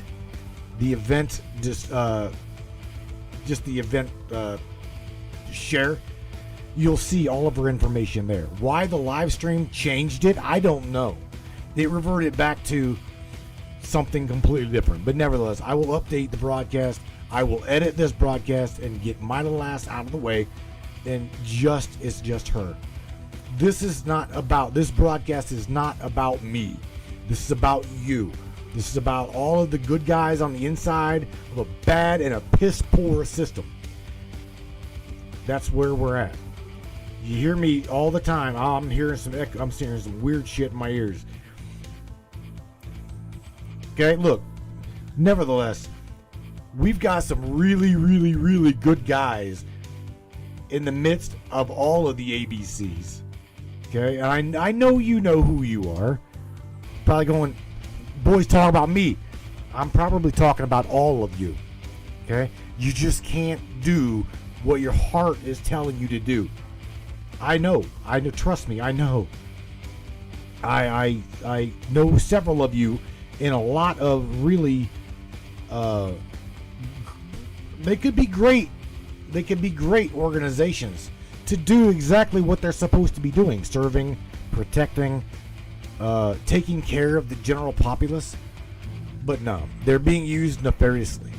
And I know that a lot of you guys know that. I hear you in my ears. It's not V2K. Voice, no, it's I'm surprised the little wheel's not spinning right about now. Okay? Big pharma, big tech, big government, big ego. Man, this system, this matrix of things is coming down. And it starts with you, my friends. It starts with you. That's right. The Silent Killers with Miss Kathy Bates. Sweet little girl with an attitude from the Ozarks.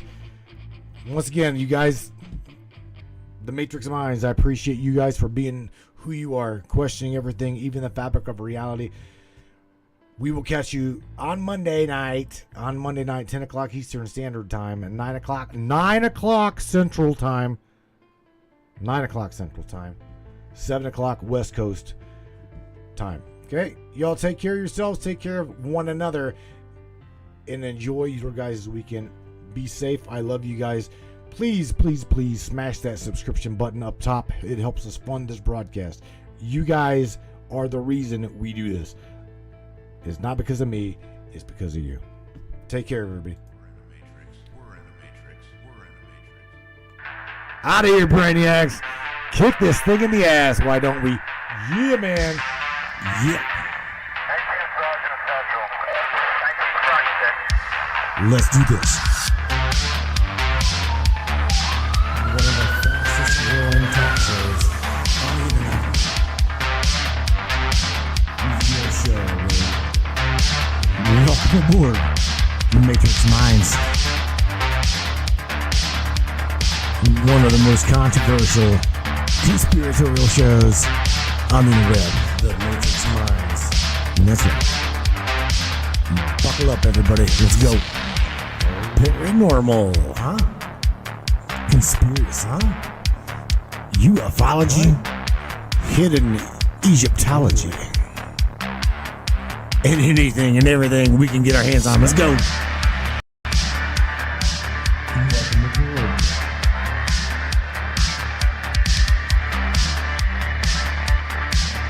The Matrix Minds. The Matrix Minds. Your show. You take the blue pills, the story ends. You wake up in your bed and believe whatever you want. You take the red pill, you stay in Wonderland.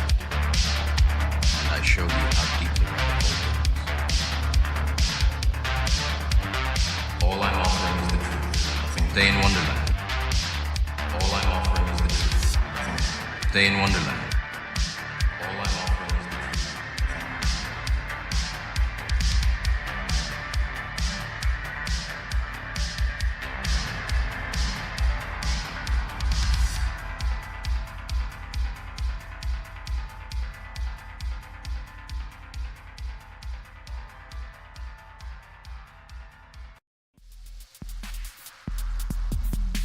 Matrix Minds audio backtracks by Richard Roller from Victoria, Australia. All of your audio needs, audio creation, audio editing for the podcast, for movies, outright music creation, touch-based productions, contact Richard Roller at richardroller007@gmail.com.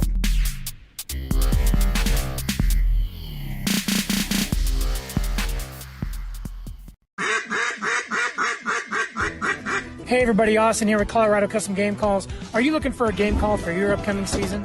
Are you looking for something unique?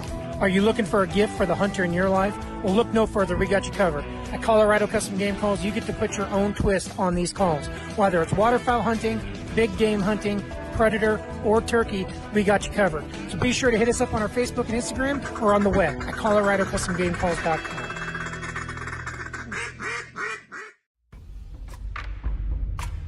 is up, all my beautiful and gorgeous souls? I am Michelle Espinosa, otherwise known as the Shaman, through the Matrix Mind Media. So tell me, how many times have you wished that you had that special power of prediction? You know, to know what was going to happen before it actually happened and took place. To have some power and control over that situation before things came flying at you out of left field. The thing is, you actually can have that power. You can be aware of what's coming. Tune in to Astrology TV with me for Breaking the Cage every Sunday evening at 10 p.m. Eastern on the Matrix Mind Media. And I will go through the astrology and help put you on the right course and get you back in control of your own life. Love you guys. This CBD fluid is a whole flower fluid extracted from the cannabis flower. We don't use any heat, butane, or chemicals when we extract, so we get all of the components of the plant. All the CBD, CBG, CBA, all the terpenes, all the flavonoids. This allows our body to absorb at 60 to 90% rather than the average of 6 to 10% absorption you would get with a CBD oil. Because our bodies are made up of mostly water and this is a fluid, it's highly absorbable so that you're getting 500% more nutraceuticals per dose. We also have this available in our CBD spray as well as a muscle rub with all kinds of botanicals. You're going to absolutely love it. Check it out, brainiacs. matrixminds.live/CBD. The CBD I use. Feel free again. Feel alive again.